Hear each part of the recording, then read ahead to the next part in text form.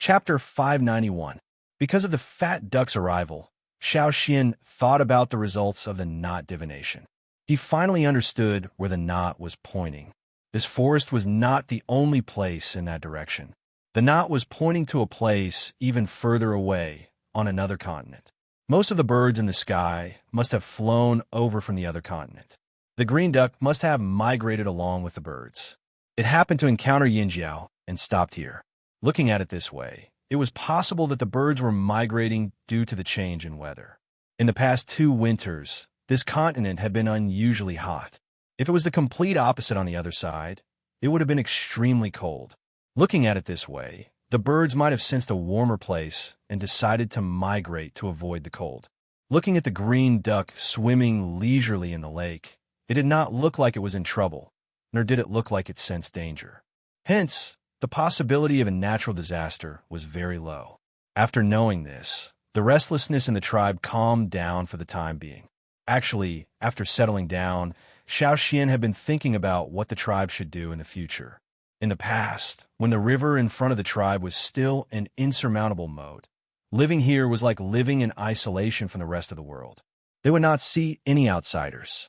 But now the moat was gone. Even the unknown and terrifying obstacles in the sky were gone. Cha-Cha could fly back and forth every day without meeting any obstacles. After arriving, Xiao Xian could roughly guess why Cha-Cha did not return with the other great mountain eagles from its movements and cries. Normally, great mountain eagles would only fly to Eagle Mountain when they were at a stage in their growth. For example, young eagles that had never been to Eagle Mountain after hatching, but had already reached their limit. Yes, young eagles. To great mountain eagles, eagles that had never been to Eagle Mountain were all young eagles. The other type of eagle that went to Eagle Mountain was an adult eagle that had once again entered the stagnant growth stage. They had already begun to age, and if they did not go to Eagle Mountain, they would continue to age until they died. Once they successfully entered Eagle Mountain and came out, they would undergo a complete transformation and enter the next stage of growth. In theory, a giant mountain eagle was also a type of beast that could grow indefinitely. No one told them this. It was a conditioned reflex that originated from their bloodline, just like how they would eat when they were hungry and drink when they were thirsty. Once they entered that period, they would have a natural instinct that would tell them where to fly and find a solution to their problem. However, Cha-Cha was not a young eagle, nor had it entered a stagnant growth stage. It had to take a greater risk to go to Eagle Mountain, so it had to stay there longer than other eagles. Among the eagles that went to Eagle Mountain at the same time, only Cha-Cha behaved so willfully that the other eagles thought he was courting death. Therefore, when Cha-Cha finally came out of Eagle Mountain, the other eagles had already left. When Cha-Cha wanted to fly to the fearsome Beast Mountain forest, it realized that a disaster was coming. Whether it was underwater, on the ground, or in the sky, everything was changing. Cha-Cha did not dare to run around, so it tried to fly along the route that Xiao Xian had taken with it. Then it flew along the Yinjiao hunting area and flew to the place where Yinjiao used to live. Cha-Cha chased away the other birds and beasts that lived there, then waited for the disaster to end. That was how the rest of the story came to be. In fact, Cha-Cha would have flown there if not for the invisible barrier in the sky above the river. Even though the river was no longer there, Cha-Cha was still afraid. The scene it saw when it left with Xiao Xian in the canoe was deeply engraved in its mind. Therefore, after the disaster ended, it dawdled for a while. When it was sure that the barrier in the sky was gone and it was about to fly to the fearsome Beast Mountain forest, the Yinjiao team actually came. With the barrier in the sky and the river gone, there were more and more exchanges between the two sides of the river. The pontoon bridge was still there, and the tribe could not continue to live here in seclusion like before. They would have to interact with more people, and every tribe had their own strengths and characteristics that were worth learning. Back then, Yinjiao lived alone in seclusion because of natural isolation. They could not interact with outsiders, but now it was different. They could only broaden their horizons by interacting more. Moreover, they still had to gather information, especially about the desert and the other continent. Let's not talk about the distant future. Even now, the end of the year winter was getting closer and closer. People in the tribe still wanted to trade the animal skins they hunted for other things. The pontoon bridge could only bear a limited amount of weight, and it was not very stable. Later on, the river level rose and the river width increased, making the pontoon bridge less reliable. When Xiao Xian and the others came, the width of the river was only 200 or 300 meters. Now, the water level had gradually risen to 600 or 700 meters. Although it had stopped rising, once winter ended and the ice and snow in the upper reaches melted, the river level might change seasonally. Moreover, there was still the rainy season. Therefore, the tribes on both sides of the river were prepared. The Ji tribe had originally planned to rebuild their tribe, but they retreated 200 meters away from the riverbank, just in case. On the Yinjiao side, there was no need to worry about their living quarters. However, they had to pay more attention to the low-lying farmlands. The tribe did not count on the pontoon bridge made of wooden rafts floating on the river. Now, Yinjiao had begun to build ships. In the future, when the expedition team went out to trade, they could learn from the longboat tribe and use a fleet. They could cross the river and go deep into the land. On the other side of the river, there were many tributaries that flowed into the river, so the fleet could go straight in. Xiao Xian had been thinking about this for the past few days. Since the tribe had decided to settle down here, and the river was no longer as intimidating as it used to be, there would definitely be more people coming and going from this river. Until now, the river in front of the tribe still didn't have a name. If the expedition team went to other places to trade, and someone asked where the Flaming Horns lived, how would they answer? Would they say, "We live on the other side of the river"? There were so many rivers, who knew which one they were talking about? Not every tribe knew about the dangerous river that used to be. However, since this river was related to Yinjiao for 1,000 years, why not name it after some words related to the Yinjiao tribe? It wasn't popular to name streams and lakes these days. Tribesmen usually used a method of demarcating their territory. If it was within their own territory, it would be their own section of the river. Or if it was completely within the territory of the drumming tribe, they would name it. They did not care about rivers that were not in their territory. Even a longboat tribe's famous boat river fire legend did not name the river that their fleet often passed by. Then Yinjiao would set a precedent. The river in front of the Yinjiao tribe, the Yinjiao River, that didn't sound too good. That would make it sound like the entire river belonged to the Flaming Horn tribe. The river was so long that even if the Flaming Horn tribe wanted to expand, they couldn't really take this endless river into their territory. The Flaming River? After thinking of a few names, Xiao Xian went to the top of the mountain to discuss with the shamaness and chief. He told them his idea and made the final decision. Xiao Xian told them his idea. Zheng Luo, Ao, and the two shamanesses looked at him with eager eyes. This was a good idea. The shamaness had been thinking about how to make the Yinjiao tribe famous. But now was not the time to go on a crusade. Although many people knew about Yinjiao after the Battle of Wanshi, it was far from enough for her. As long as there was a chance, the shamaness would not reject it. Xiao Xian's suggestion was exactly what the shamaness wanted. They also wanted to name it Flaming Horn River, but they knew that it would be too much. It would cause the other tribes to be rebellious. There would definitely be more people from other tribes who would object. Then they would use their own tribes' names to name their own sections of the river. That would become a tribal dispute, and it might not last long. Then why don't we follow Xian's suggestion and call it Flaming River, said Zheng Luo. The shamaness thought for a moment and nodded. The others had no objections. The name Flaming River was decided just like that.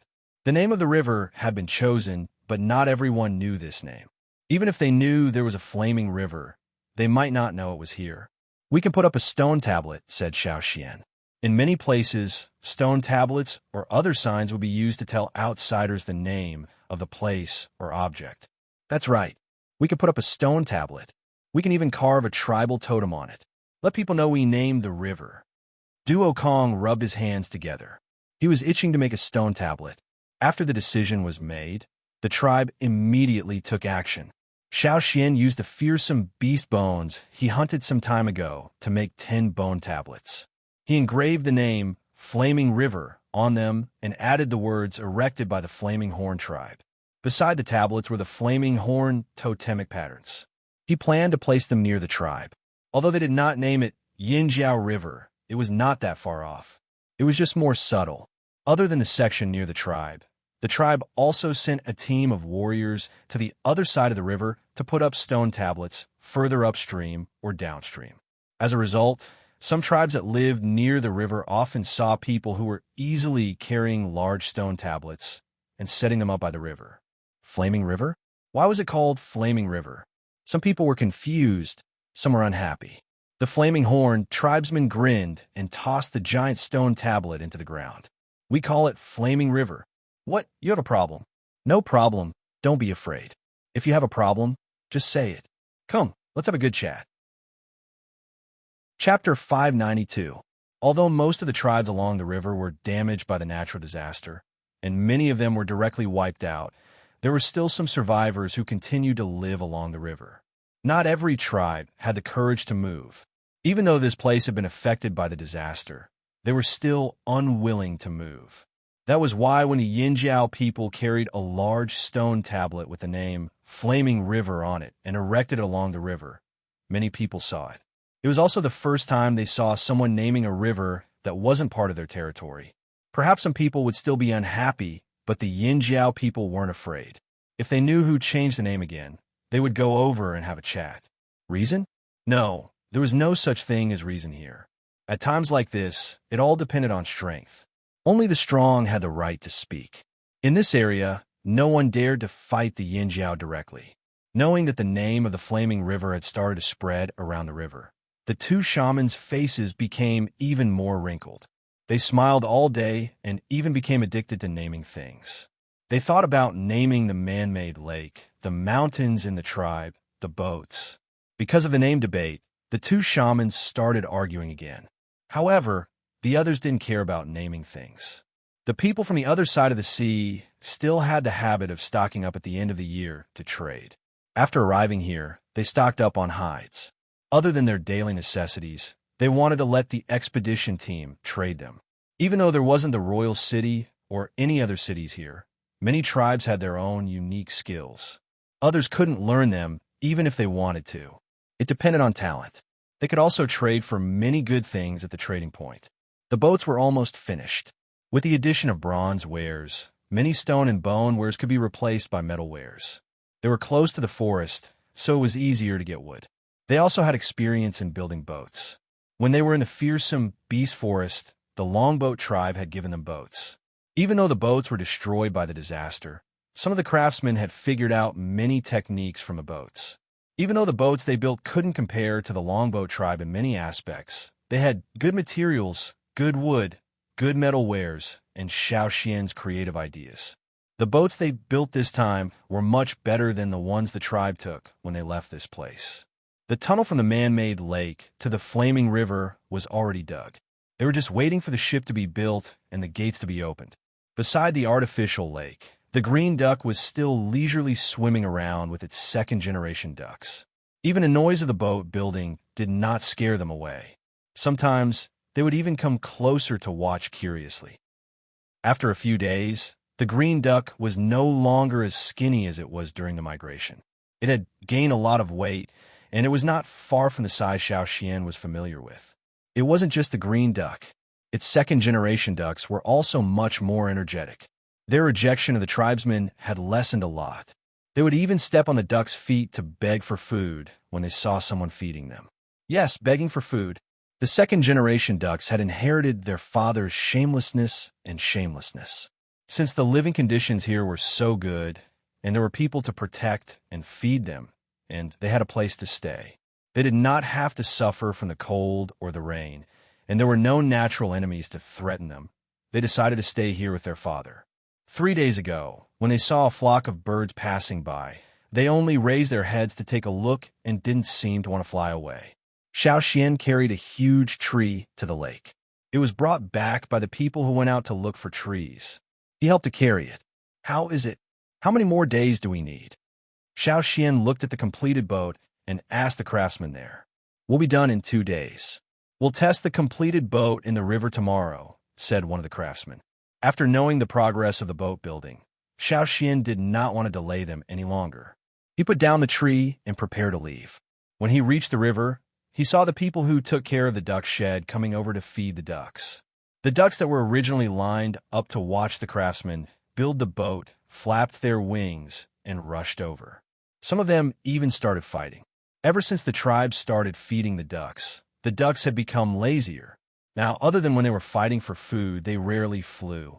He wondered if they would still be able to fly when they became as fat as balls. Xiaoxian went over to ask about the ducks. They're doing well. They're easier to raise than when we were in the other tribe. I just have to take care of the one in the lead. The other green ducks will follow it. The person who was feeding the duck smiled. It's just a pity that we haven't seen any eggs yet. It's still too early to see any eggs. Xiaoxian went to the field to take a look. When he came back, the ducks had finished eating. The fat duck swayed from side to side as it walked, but looked lazy and lazy. Seeing Xiaoxian walk over, the fat duck only glanced at Xiaoxian, then decided to find a place to squat. Xiaoxian went over to check the food trough. There was still some food left. According to the person who made the food, it was some crushed herbs. The ducks could eat it, but they didn't like it. The herbs were useful for the ducks. In the past, sick ducks would eat the herbs themselves, so the person who took care of the duck shed added them in. In the first few days, the ducks didn't care whether they liked it or not. They ate everything. Now, they gradually learned to be picky. They ate what they liked first, then came back to eat the rest when they were hungry. If they weren't hungry, they wouldn't eat. Xiaoxian looked at the fat duck that was looking for a place to rest. Tisk, look at how spoiled you are. Why don't you go to the sky? But just as Xiaoxian finished speaking, the fat duck really flew up. It wasn't just the fat duck. The other second-generation ducks also took off. Whether they were swimming in the lake or hiding in the grass, they all flapped their wings and took off. Xiaoxian, did they really go to the sky? Were they planning to leave? But soon, Xiaoxian knew that the ducks weren't leaving. After they flew high, they rested on the trees and looked at the sky. The sky? What was there? Xiaoxian looked over. Soon, he heard the whistle from the guard in the tower. There's something in the sky. Xiaoxian looked around and found a tall tree to climb. In the sky, a flock of black figures flew over. It's a flock of birds. They weren't that surprised to see flocks of birds anymore. But this time it was different. When a flock of birds flew past the tribe, the green ducks and their second-generation ducks followed. Just as Xiaoxian thought that they were going to escape, the fat duck stopped and quacked loudly in the direction of the flock of birds. In an instant, other than the cries of the flock of birds in the distance, the only sounds in the sky were the strange cries of the green ducks. Xiaoxian's eyes widened. He saw some birds leave the flock and fly over. Wild ducks. F*CK. These fat ducks were really good at attracting wild ducks. Chapter 593. Every time a flock of birds passed by the tribe, Xiaoxian would observe them. Even if he could not see what the birds looked like, he could roughly guess the types of birds in the flock. He could estimate their size, speed, and so on. At the start, the flock of birds were all large birds with many fearsome beasts. They were fast and had great stamina. Later on, they were more ordinary birds. The green duck was one of the last flocks. Perhaps it was special. If it was alone, it would not have landed in the flock of birds. It should have flown in the flock of birds in front. However, it had a family and a group of second-generation ducks. It was delayed for a long time. In the end, it could only wait. The flock of birds behind the green ducks was even more ordinary. The ones that left the flock because of the fat duck's call were the more ordinary wild ducks that Xiaoxian saw in the forest on the other side of the sea. These wild ducks had different feathers and habits, but they looked very similar. Xiaoxian classified them all as wild ducks. Back when he was at the tribe on the other side of the sea, the green duck attracted many wild ducks into the tribe. Now, the same thing happened again. However, this time, it was not just a fat duck. It brought its second-generation ducks with it. The wild ducks that flew over attracted the attention of many people who were busy working in the tribe. Those who had experienced the flock of ducks were very happy. With more ducks, there would be more duck eggs. The guards did not stop the wild ducks from coming closer. Hence, when the wild ducks left the flock, they followed the green ducks and landed on the artificial lake. The originally calm surface of the lake became much livelier. The wild ducks that landed took up almost a third of the lake. Moreover, the changes were still happening. The wild ducks were still landing. The flock of birds that flew past the edge of the tribe had not completely flown over. There were still many wild ducks in the area. However, without the green ducks' calls, they did not know what was happening here. I really underestimated them. Xiao Xian looked at the fat green duck on the lake and shouted, "Hey, duck!" The fat duck was leading the flock of ducks in the artificial lake. It slowly turned its neck and looked in Xiao Xian's direction. "You, don't go up to the sky again." The fat duck turned its head and continued swimming forward, unsure if it understood. However, Xiao Xian noticed that the green duck had stopped flying. He let out a sigh of relief. Although the man-made lake had been expanded a little after they came back, it still couldn't handle the flock of green ducks that could attract wild ducks. The people taking care of the duck shed happily went to expand the duck shed. They were not worried that there would be too many ducks. Other than the green ducks, the wild ducks were not picky about their food. Duck food was easy to get and they did not have much of a burden. They had experience. 2 days later, the 5 newly built ships were tested on the lake. There were 50 to 100 people on each ship. There were about 300 people who left the tribe to trade, and the quota had already been decided. 5 boats, painted with Yinjiao totems, sailed out of the waterway between the lake and the river. Whoosh, the sails were raised. The flaming horn totem was drawn on the sails too. This was a good opportunity to make their presence known. The totem patterns on the sails were drawn by the 2 shamans themselves. When the wind blew, the sails curved in an arc, making the totem patterns on the 2 horns burn like flames. "We should be able to set sail now. Looks like there's no problem." Zheng Luo looked at the 5 boats that had sailed into the river. This time, the leader of the expedition was Ta. Duo Kong wanted to have some fun, but the expedition team didn't need 2 team leaders. He could only wait until the next time. After all, this wasn't the only time they would go on a trade trip. The people of the drumming tribe, who had already rebuilt their tribe, also saw the 5 boats with the flaming horn totem on the river. Their eyes were filled with envy. However, although they wanted Yinjiao boats, they did not feel the need to build their own. If they wanted to travel by water, they could just ride the crocodiles. The main reason why the drumming tribesmen were envious was because of the trade trip. If it weren't for the disaster, they would have many leftover water moonstones. They could even negotiate with Yinjiao to take them to further places to trade. Many of the drumming tribesmen had never traveled far before. The furthest most of the drumming tribesmen had ever been was the Pu tribe. In the past, they did not like to interact with unfamiliar tribes, but now their views were changing. Seeing Yinjiao travel, many of them naturally had the same idea. "Next year, when we get more water moonstones, we can pay off our debts. Maybe we can go with the Yinjiao team," said a drumming tribesman. "I've decided not to go to the Pu tribe to trade tomorrow. I'll save more water moonstones.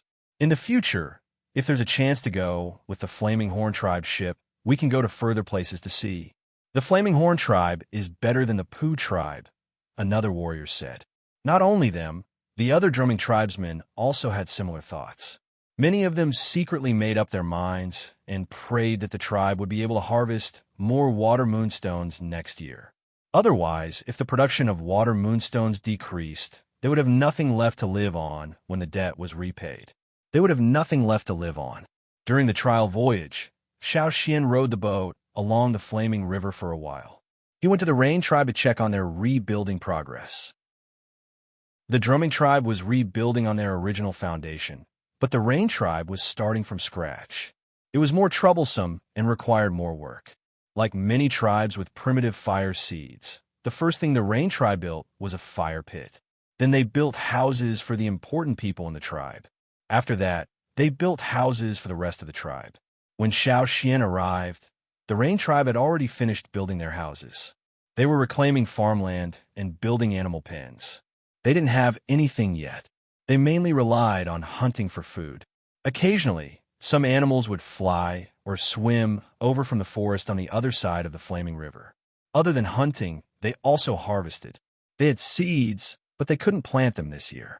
Xiao Xian saw that the Rain tribesmen had already started using some newly made pottery. Some houses even had pottery spinning wheels and other tools in front of them. They had already picked up their skills and started a new way to make a living. According to the Rain tribesmen, there were other tribes nearby. Some of them moved away because they felt that this place was too dangerous. The forest on the other side of the river was also a dangerous place. They were afraid of living so close to it, so they left. Of course, most of the survivors chose to stay. They didn't want to take the risk of moving. Generally speaking, there were many tribes along the river. After all, this was a large water source. Even if they didn't live by the river, they weren't far from it. "Looks like there are more tribes here than I thought," said Xiao Xian. Xiao Xian actually had another idea. Not long ago, when they were talking about the trading trip before winter, someone mentioned that the trading location was too far away. Indeed, if they wanted to trade for good stuff, they had to travel further. For example, the trading area near the big tribes in the central region with more amazing skills or other large trading areas were indeed very far from here. If only they were closer, it would save them a lot of time and effort. It was definitely impossible to move the trading area here, but what if they build a new trading area here? The Flaming River was no longer a dangerous river. It would nourish many tribes around the riverbank. What would happen if they build a new trading point nearby? Chapter 594. The purpose of this voyage was not just for trading.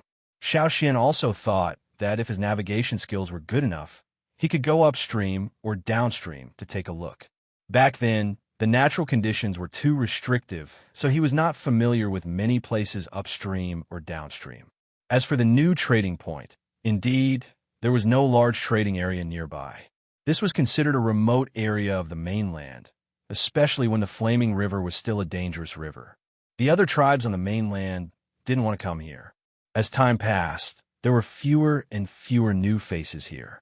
Only small tribes like the Drumming tribe and the Pooh tribe interacted with each other. If they wanted to trade, they would go to each other's tribe instead of going to a place where they could trade freely. Hence, there were fewer choices. The Drumming tribe had been cheated by the Pooh tribe many times. They knew they were cheated, but they didn't have much choice. There weren't many people in their tribe. Every year, there were many people who wanted their water moon stones. The warriors didn't dare to go too far in case something happened. The Pooh tribe, which was close by, was their only choice. Perhaps the Luo tribe used to be a trading partner, but now the Luo tribe was gone. From Yinjiao's point of view, not having a good trading partner was indeed a problem. Back when they were on the other side of the sea, the expedition team would bring the hides they had hoarded to the cities controlled by the slave masters to trade. There were many people there, and every city was a very good place to trade. With more choices, the hides could be sold at a higher price in exchange for more satisfactory things. But now, in this remote area, after some thought, Xiao Xian went to the shamaness and chief for a discussion. It would have been better if Xiao Xian didn't mention it. Once he did, the shamaness and the two chiefs couldn't sit still anymore. When they were in the fearsome beast forest, they knew that many large tribes had trading points near them. They didn't think of setting one up back then. Plus, the Lu tribe often came here, so they didn't think much of it. Now that Yinjiao had moved here, the environment was different. If they wanted to trade for better things, they had to go on a long journey. The distance from here to the nearest trading point was much longer than the distance from the fearsome beast forest to the nearest trading point. If they didn't do anything, they would have to go on a long journey every time they wanted to trade. Xian's idea is not bad. The shaman lowered his eyes and pondered. But how we set up the trading area? Where should we build it? Ao asked. It's definitely not on our side, Xiao Xian said after some thought. I'll go over to the other side of the Flaming River and take a look. If there was a suitable place, he could try to develop it. It would definitely not develop to the level of the central region or the well-known large-scale trading zones on grassland. But one step at a time, it would eventually succeed. Without further delay, Xiao Xian didn't go out with the expedition team this time, so he had time to observe the surrounding environment and terrain. Speaking of which, when the tribe migrated here, he only focused on this area and did not go to other places. He wanted to take this opportunity to see what kind of changes had happened to the area along the river during the disaster. Xiao Xian called over Cha-Cha, who flew everywhere, every day. Riding on the eagle, Xiao Xian ordered it to fly to the other side of the flaming river. There were many forests in this area.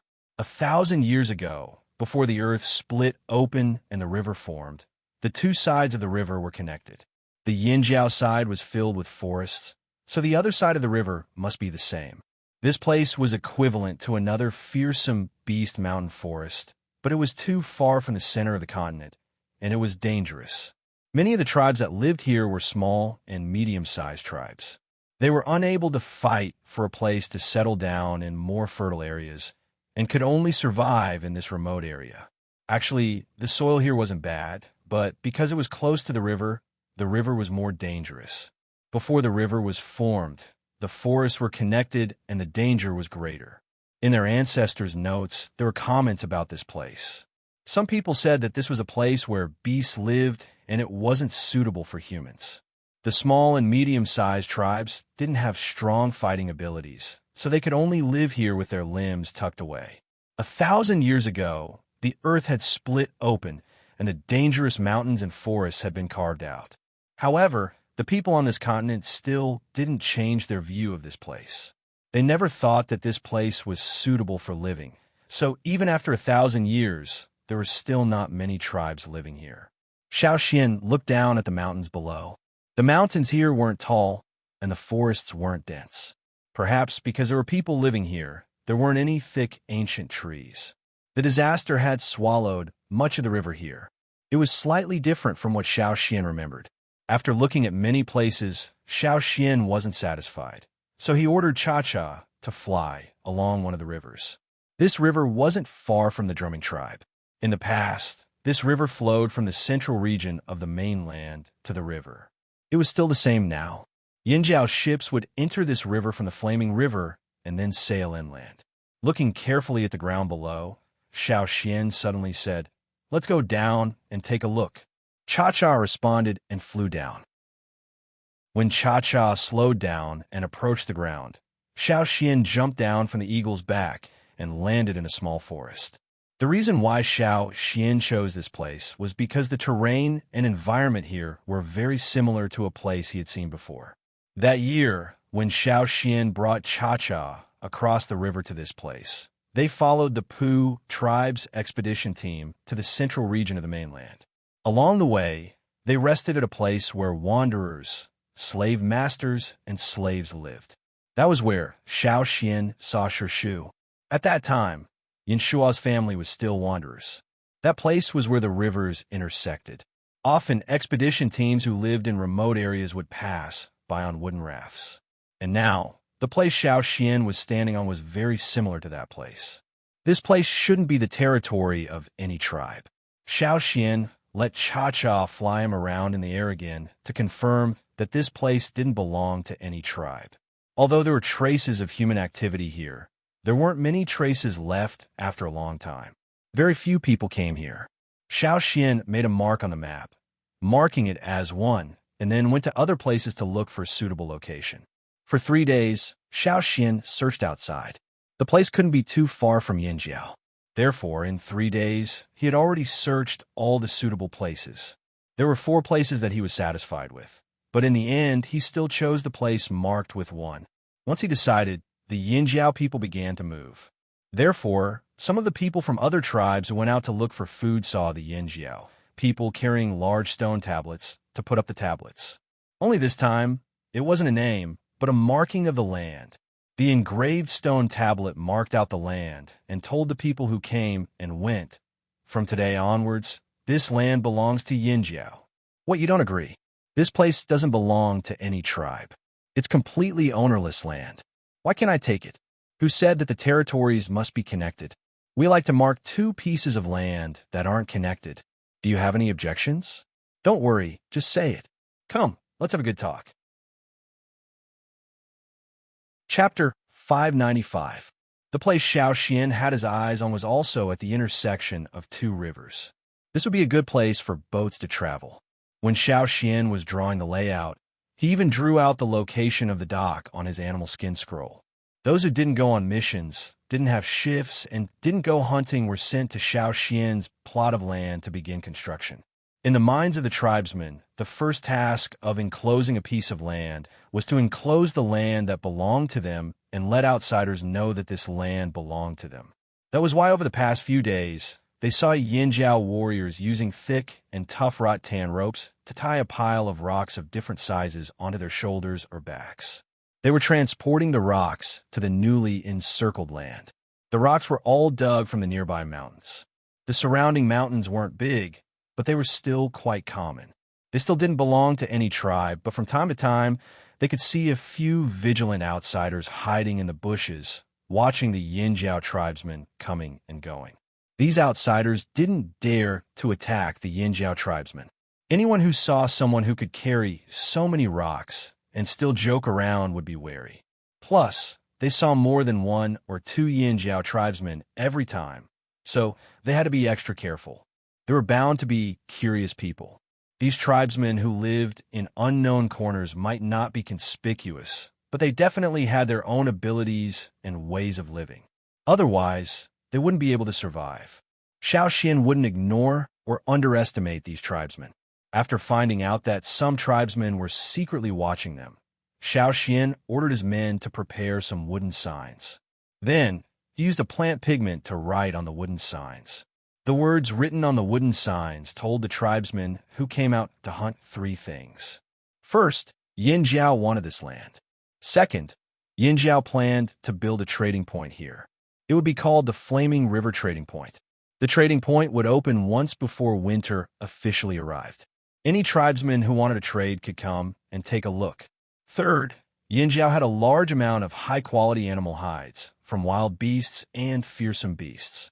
After thinking for a while, Xian added, "It's a fair trade, and I don't cheat anyone." After he finished writing, Xian handed the wooden plaque to the soldier carrying the stones. "Find a place to insert it on the road." The soldiers carrying the stones looked at him and understood what Xian meant. Without saying anything, they picked up the wooden planks and quickly left. They still had to carry the stones. The Yinjiao people were strong and efficient in transporting stones. Xian had only circled the area for 2 days, but half of the outer wall was already built. Xian had said that the area could be opened before winter. He wasn't talking nonsense. He had calculated the time. Xian also sent people to the Drumming tribe, Rain tribe, Pu tribe, and other tribes along the Flaming River. He told them about the Flaming River Trading Point. The Rain tribe had already started preparing for the trade. They had been saving up and were planning to trade with Yinjiao before winter. Now that they knew about the Flaming River Trading Point, they were even more excited. What the Yinjiao people liked, the Rain tribe might not like. If they only traded with the Yinjiao people, they might not be able to get what they needed. Now that the Flaming River Trading Point had appeared, they might have more choices. Naturally, they were all working hard. Some of the free craftsmen in the tribe also came over to help after they finished building the boats. Old Ku also came over. He couldn't move around, but he was good at crafting stone and wood. He could help with the construction of the houses. If Caesar was here, he would carry Old Ku and cross the Flaming River with the other warriors. They would return after they were done. If Caesar went hunting, Cha-Cha would bring Old Ku over. They didn't even need to take the boat. The Yinjiao craftsmen didn't rest after they finished building the boats. They took the initiative to ask for help. They loved to create. Plus, the Flaming River Trading Point was a good thing for Yinjiao, so they were happy to be busy. The expedition team had already left. Before they left, Xian had already confirmed the location of the Flaming River Trading Point. That was why before the team left, he told the expedition team that if they went to the inland trading point, they should tell the people there that the best beast hide was in the Flaming River Trading Point. Was that wrong? No, it was definitely right. The Yinjiao people dared to say this out loud. "We have the best beast hide." It was the truth. At the same time, Xian also told the expedition team to tell the expedition team that beast hides were more expensive in the winter. If they wanted to use the same thing to exchange for more beast hides, they should come to the Flaming River Trading Point during the other seasons. In the past 2 winters, the weather was abnormal, so there was no need for beast hides. However, now that the disaster was over, the weather would return to normal. Perhaps there would be other changes, but it definitely wouldn't repeat the past 2 years.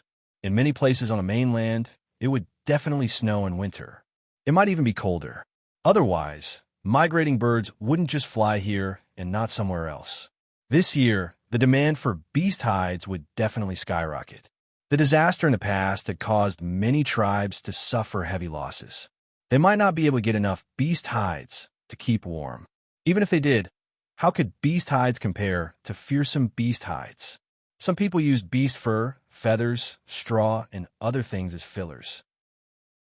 They used linen to make simple jackets, but when it came to keeping warm, it definitely wasn't as convenient and sturdy as beast hides, especially fearsome beast hides. Many people liked them very much. The beast hides brought by the expedition team would definitely be sold out, but as for whether the people there would come to the Flaming River trading point to exchange for beast hides, that wasn't certain. Xiao Xian didn't plan to let everyone know about the Flaming River trading point immediately. This wasn't something that could be done in a short period of time. It would take a long time. Perhaps bringing out the new bronze wares would attract more attention, but at this stage, it wasn't wise to bring them out. Yinjiao's own supply couldn't meet the demand, so how could they bring them out to trade? However, the appearance of this trading point would definitely attract more tribesmen from both upstream and downstream of the Flaming River. That way, Xiao Xian wouldn't have to travel by boat to get more information about the Flaming River. Only with people could there be communication, and only with communication could information flow. Yinjiao was just providing a place for people to communicate. Of course, there would definitely be people with bad intentions who would come and try to rob or steal. Towards these people, Yinjiao only had one attitude: kill. Even a friendly tribe wouldn't show mercy to people who tried to steal or rob them. Xiao Xian compared the drawings on the beast hide scroll and explained in detail to the craftsmen. After making sure that they understood, he went to the next location. The team transporting the stones had already left the trading point with the wooden boards that Xiao Xian had written for them. They were heading towards the mountain.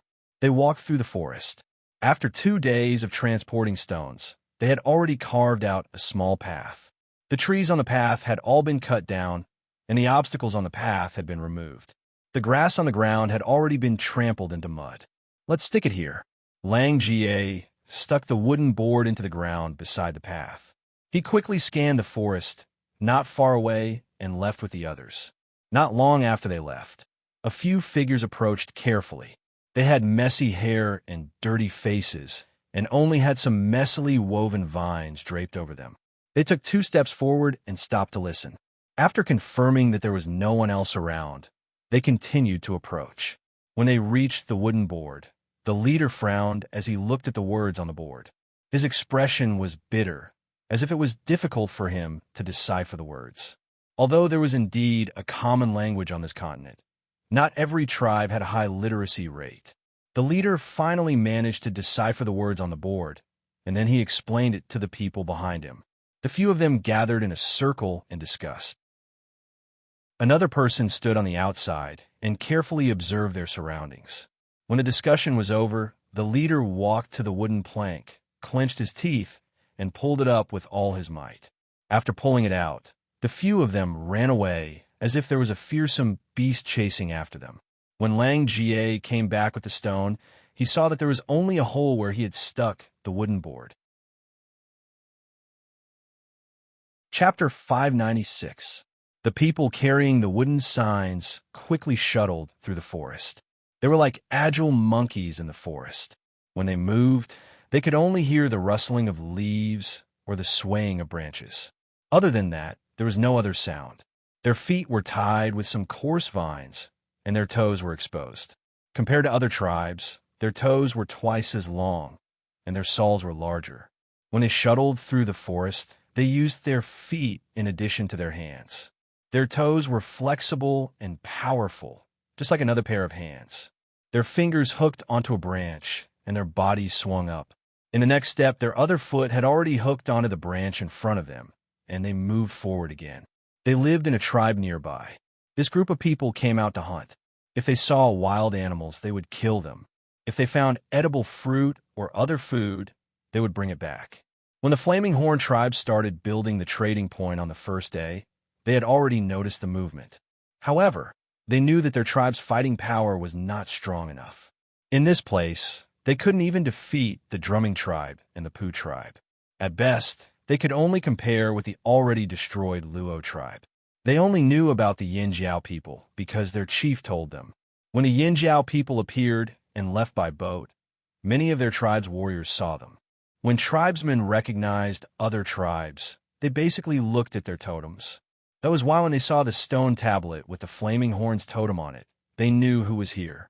Because they didn't dare to go closer, they couldn't figure out what the Yin Jiao people wanted to do. After 2 days of observation, they went to take a look again today.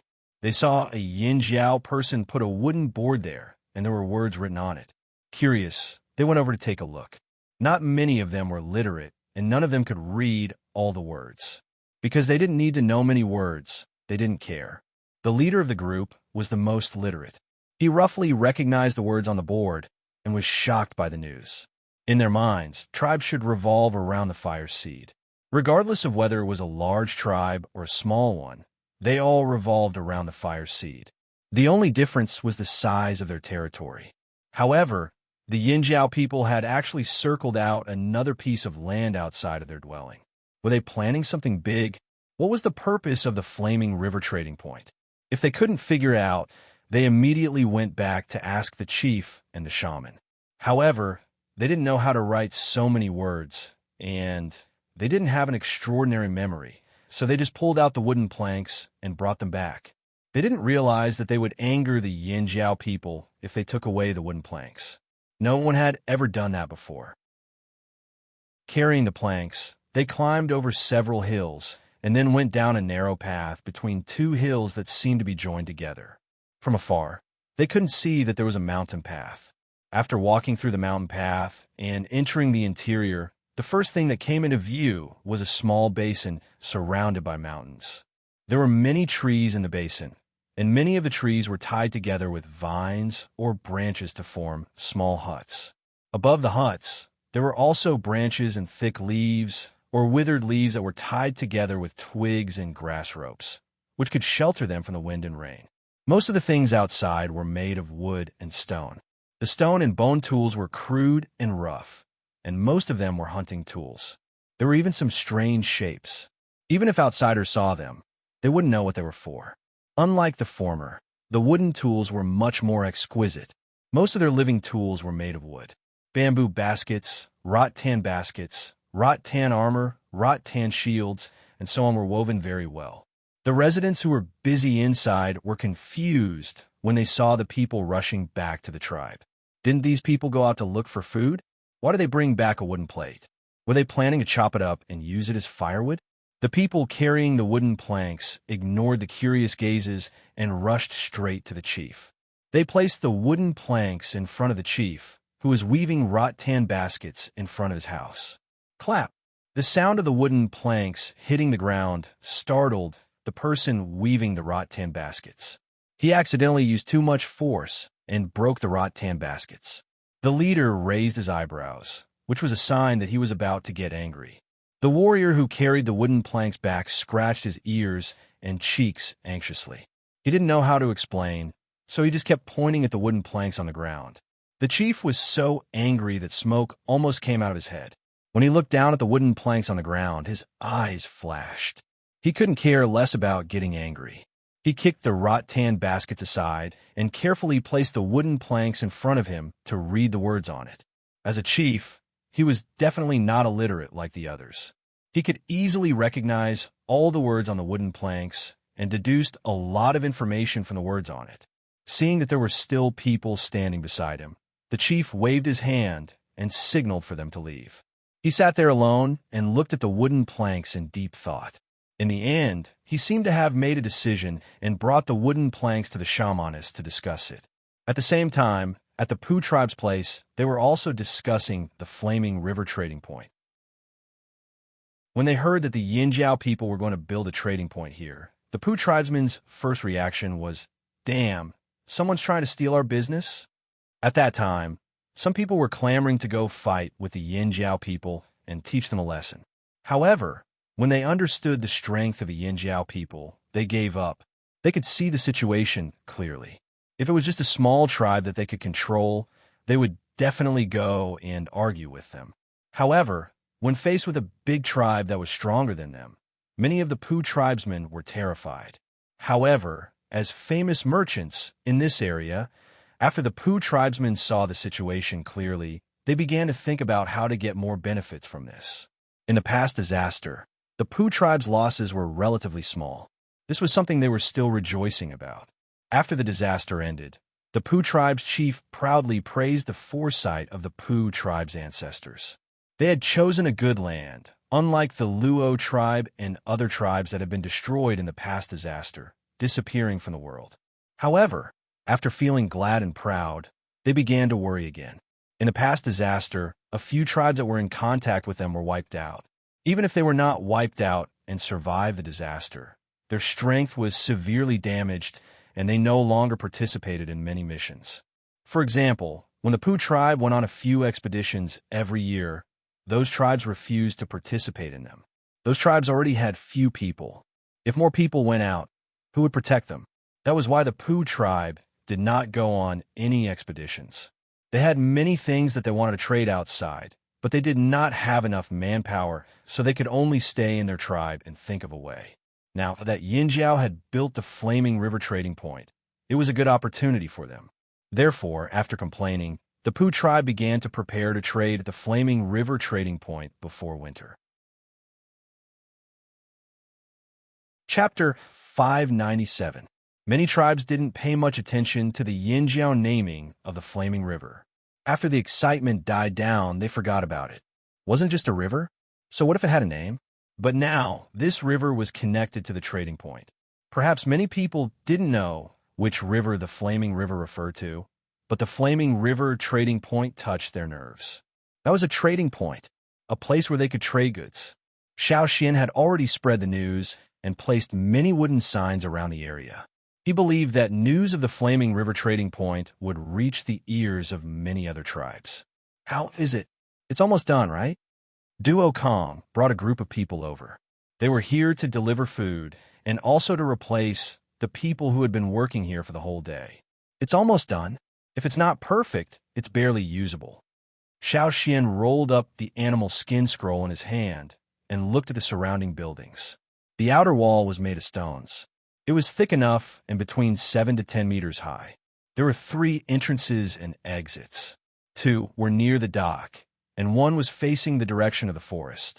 There was already a walkway there.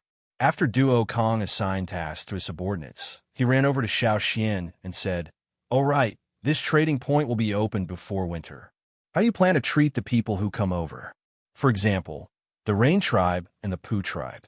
I've already arranged for their places." Xiao Xian passed the animal skin scroll in his hand to Duo Kong and pointed to 2 areas marked on it. Here, that area is towards the Pu tribe. They will definitely come over from the water. The Rain tribe will be over here. Xiao Xian pointed out the areas to Duo Kong and explained the reason for this arrangement. Wait, Duo Kong didn't have any objections to this arrangement, but he thought of a problem. You're not going to collect anything from them? At first, Duo Kong thought that Xiao Xian would treat them like how the slave masters treated their cities. On the other side of the sea, tribesmen who wanted to enter the city had to pay an entrance fee. After entering the city, they would choose a place to trade and collect goods based on the quality of the goods.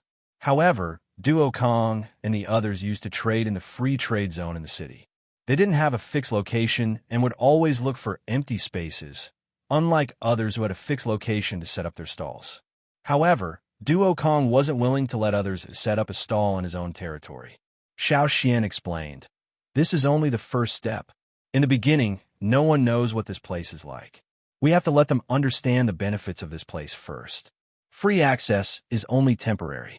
Once everyone is familiar with this place and knows the benefits of this place, we will collect some things appropriately." I see.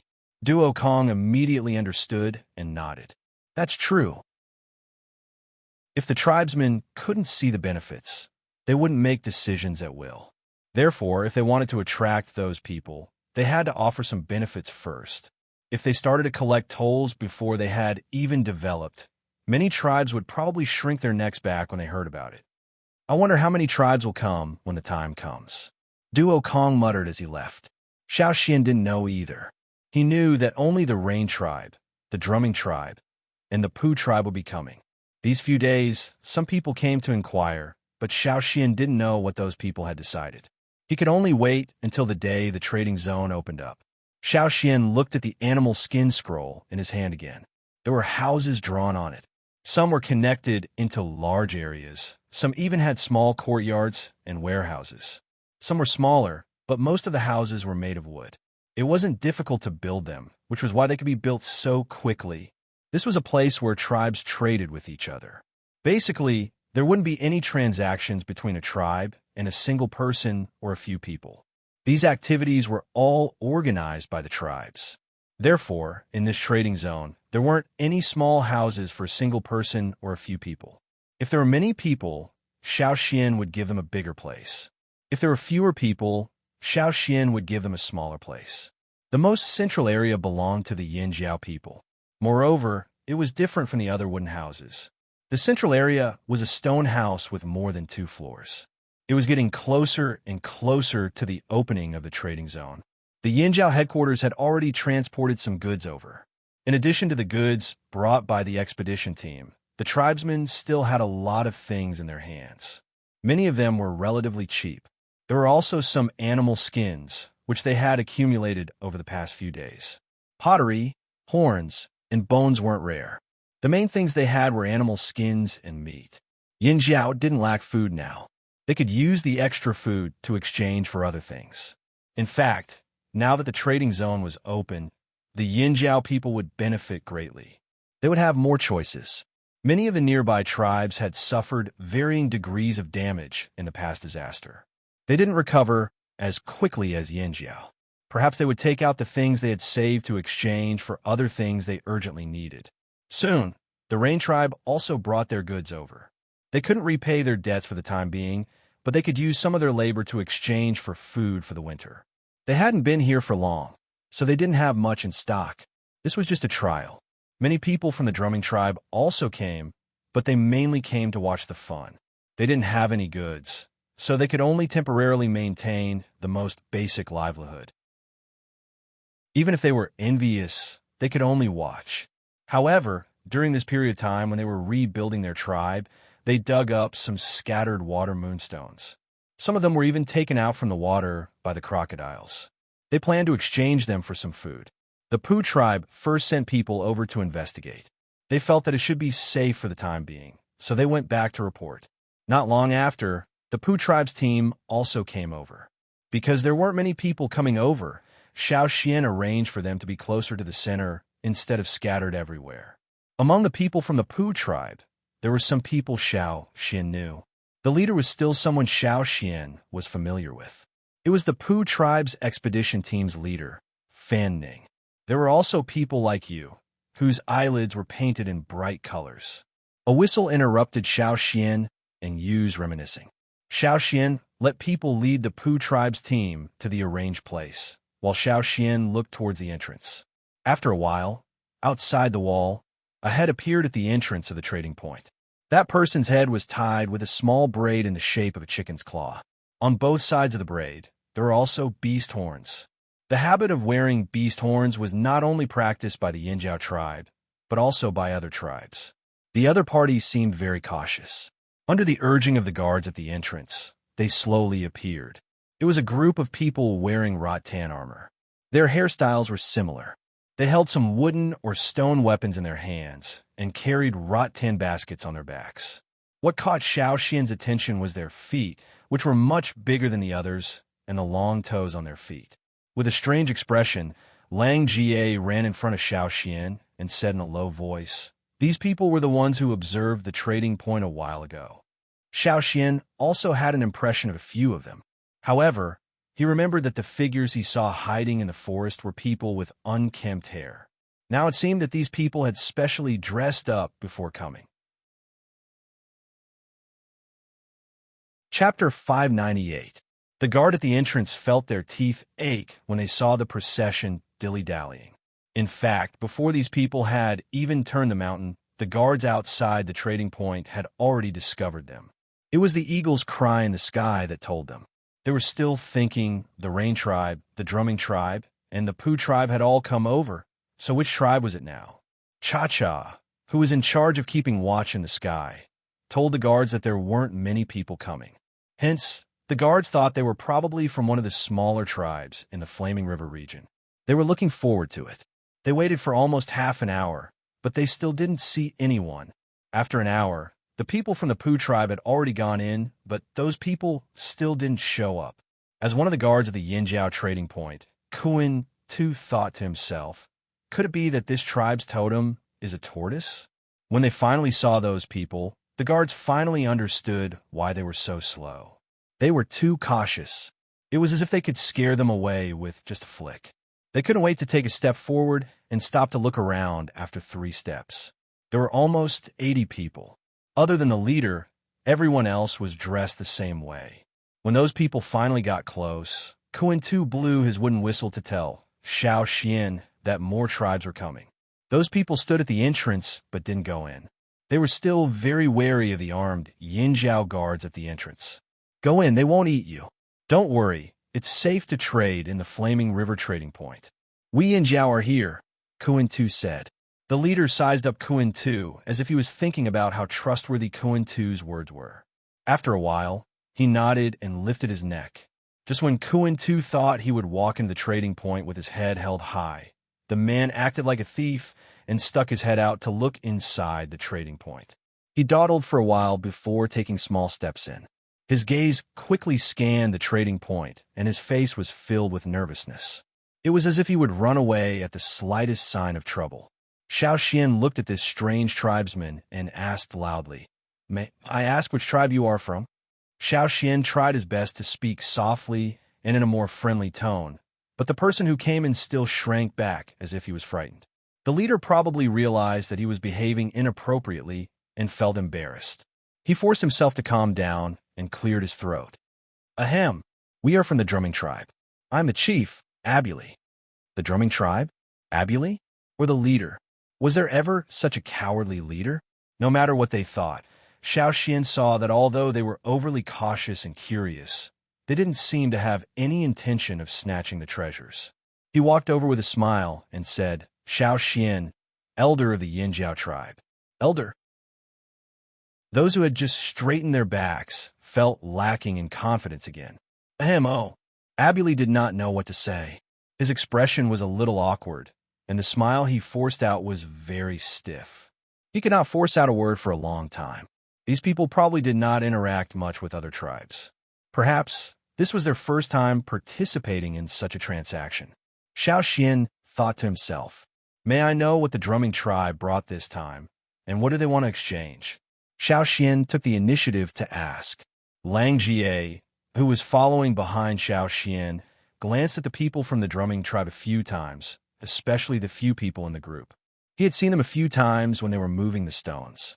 Even if they changed their heads and wore rattan armor, he could still recognize them. It was just like when he was hunting a group of beasts. He could tell which one was the prey he had set his eyes on. However, what could these people have in their hands? Looking at the people from the drumming tribe, they looked a little like the Yinjiao, people who were cut off from the rest of the world a long time ago. But back then, even if the Yinjiao people had nothing, at least they had beast hides. These people lived here, so they definitely did not have any better beast hides.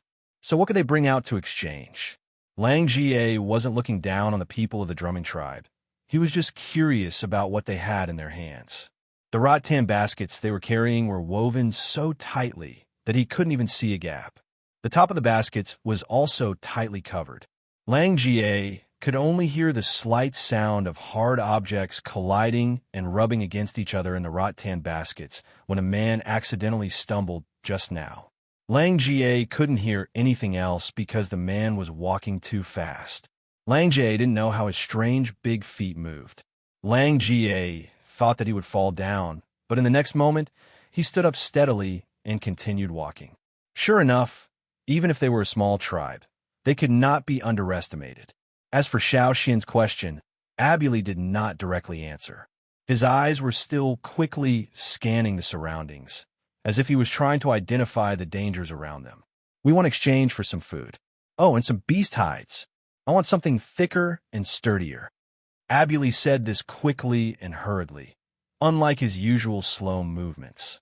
After he finished speaking, he continued to scan the surroundings. We have both food and beast hides in Yinjiao. However, do you want to trade directly with us in Yinjiao, or do you want to go elsewhere? There are people from the Rain tribe, the Drumming tribe, and the Pu tribe here. Not the Pu tribe. Abuli quickly rejected. He did not know where the Rain tribe came from, but he knew the Drumming tribe and the Pu tribe. The Drumming tribe looked too fierce, so they did not dare to talk to them. As for the Pu tribe, they had bad morals and were too treacherous. They did not like them. We'll trade with you in Yinjiao. Your wooden board says it's a fair trade. It's not a lie. Abuli opened his eyes wide. It was rare that he did not look around. He only looked at Xiao Xian, wanting to get a definite answer for Xiao Xian. Yes, that's right. Xiao Xian nodded. After getting a definite answer, Abuli let out a long sigh of relief. His cautiousness and vigilance eased, but it did not disappear. Xiao Xian brought them to the center of the trading point. There were many empty houses along the way. There were not many people in the trading point, so there were many empty houses. However, when the drumming tribesmen looked around, their eyes were filled with envy. They were even more envious of the beast hides that the Yinjiao people wore. As for the tools in the Yinjiao people's hands, they were only curious. They did not pay much attention to them because they did not know what they were. Besides, what they wanted the most right now was food and beast hides to keep them warm. This year's winter would be slightly colder, so they had to be prepared. Although the trading point was still very simple and there were not many people, to the drumming tribesmen, a new door had already opened. The young warriors of the drumming tribe kept looking at the beast hides and meat on display. When they saw the cubs, they couldn't help but want to take a good look and touch them. Lang Jie looked at the warriors of the drumming tribe, who kept swallowing their saliva. What made him satisfied was that although these people really wanted to take those things, they didn't have any intention of snatching them. Instead, they just followed Abuli, who was in the lead. The drumming tribesmen wanted beast hides and meat, so Xiao Xian mainly brought them to the area where the hides and meat were displayed. The more he looked, the more nervous Abuli became. Yinjiao's beast hides were far better than he had imagined. He did not know how much they could exchange for. Would they be able to reach his expectations? After showing them around, Xiao Xian brought them to a spacious warehouse. There, 80 drumming tribesmen could enter. You've already seen the beast hides and meat. They should be enough to satisfy you. Now, let's see if you can bring out something that will move our Yinjiao. Chapter 599. Abuli's face was tense as he replied with a grunt. Then, he removed the rattan basket from his back. Xiao Xian could tell that Abuli wasn't trying to pull a long face. He was probably too nervous, and his movements were stiff as he removed the rattan basket. Behind Abuli, there were more than 10 Ji tribe warriors carrying heavy rattan baskets. They also removed the rattan baskets from their backs, but they didn't seem to have any intention of opening the rattan baskets. They just hugged the rattan baskets with nervous expressions. In comparison, Abuli was the calmest of them all. The surrounding Yinjiao warriors also looked at Abuli's rattan basket. They wanted to see what this strange Ji tribe had brought. If it wasn't something that Yinjiao needed, would they still trade with these people? The rattan baskets were tied too tightly. When the lid was opened, the rattan basket let out a creaking sound. It was very clear in the quiet warehouse. When Abuli opened the lid, Xiao Xian caught a glimpse of light. The reflection of the light made his heart skip a beat. These are the things we brought. Abuli placed the rattan basket on the table in front of him and pushed it toward Xiao Xian. The muscles on his arms seemed to be frozen. His movements were not smooth at all. His two eyes stared straight at Xiao Xian. He wanted to know what he wanted to know from Xiao Xian. Did the Yinjiao people want the things they brought? If the Yinjiao people didn't want them, should they just carry them back? Or should they do something else? Sensing Abuli and the dozens of pairs of eyes behind him, Xiao Xian calmly moved the rattan basket over and looked inside. Sure enough, inside Abuli's rattan basket, There were some white transparent hard objects. Every one of them had distinct edges and grew into a cluster. There were only a few scattered crystal pillars that looked like they had been broken by an external force. Xiaoxian took out the broken piece. It was a white, transparent crystal. The bottom part of the crystal was white, while the other part was colorless and transparent. Crystal. Xiaoxian looked at the crystal in his hand, which was almost as thick as his forearm. Although he had seen crystals in some trading places before, they were not necessary for most tribesmen. They were not like the jade produced by the Mang tribe, which had an effect on the totemic power in the body. They were also not like the water moon stones of the drumming tribe, which could illuminate the body. They were not as valuable as the shells that could be used as currency for medicinal purposes. Therefore, even if people bought these crystals back, they would only make them into ornaments. And those who could buy these crystals were people who didn't have to worry about food and clothing. Many tribes who were short of daily necessities wouldn't trade for these crystals at all. But now, the crystals that the drumming tribe took out were not only big, but they were also in clusters. The crystal in his hand was as thick as a forearm and as long as a palm, but it was only a small one among the clusters. Seeing that Xiaoxian was only a little surprised at the beginning, the drumming tribesman became even more nervous. Xiaoxian handed the crystal in his hand to Lang Jie next to him. For the Yinjiao people, this kind of thing could only be used as an ornament. There was no need to trade. Only the people from the other side of the sea would look at Xiaoxian from time to time, as if they wanted to say something, but because of the rules, they didn't say anything. Lang Jie weighed the crystal in his hand, then took out a short stone dagger and slashed at the crystal abruptly. Zong! Stone powder splashed out from the point of impact. The drumming tribesmen were so scared by Lang Ga's sudden movement that they all took a step back at the same time. Looking at the small gap in the crystal, then at the gap in the knife in his hand, Lang Jie said, "Medium to high-quality stone." After testing the stone, Lang Jie put the stone on the table expressionlessly. Aside from the stone's special appearance, there was nothing else that surprised him. What was the use of just looking good? Wouldn't a polished stone tool be more or less the same for hunting? It was fine to trade for something to play with, but Lang Jie wasn't willing to use this to trade for more things from the Yinjiao. Their tribe had plenty of stone tools. Now that many people were using metal tools, what was the use of these? And for the Yinjiao people, the best ornaments weren't beautiful stones, but fierce beasts' horns, sharp teeth, claws, and so on. Those were the best ornaments to show off one's strength. There was a thing called aesthetic differences in this world. Next to Lang Jie, a warrior from the other side of the sea held back for a long time. When Lang Jie finished speaking, he finally couldn't hold it in any longer. Just as he was about to speak up, Xiaoxian made a gesture, and he immediately stopped talking. He stood quietly behind, trying to keep a straight face. He wasn't as anxious as before. "You brought all these?" Xiaoxian asked. Abuli nodded. "Yes, all these."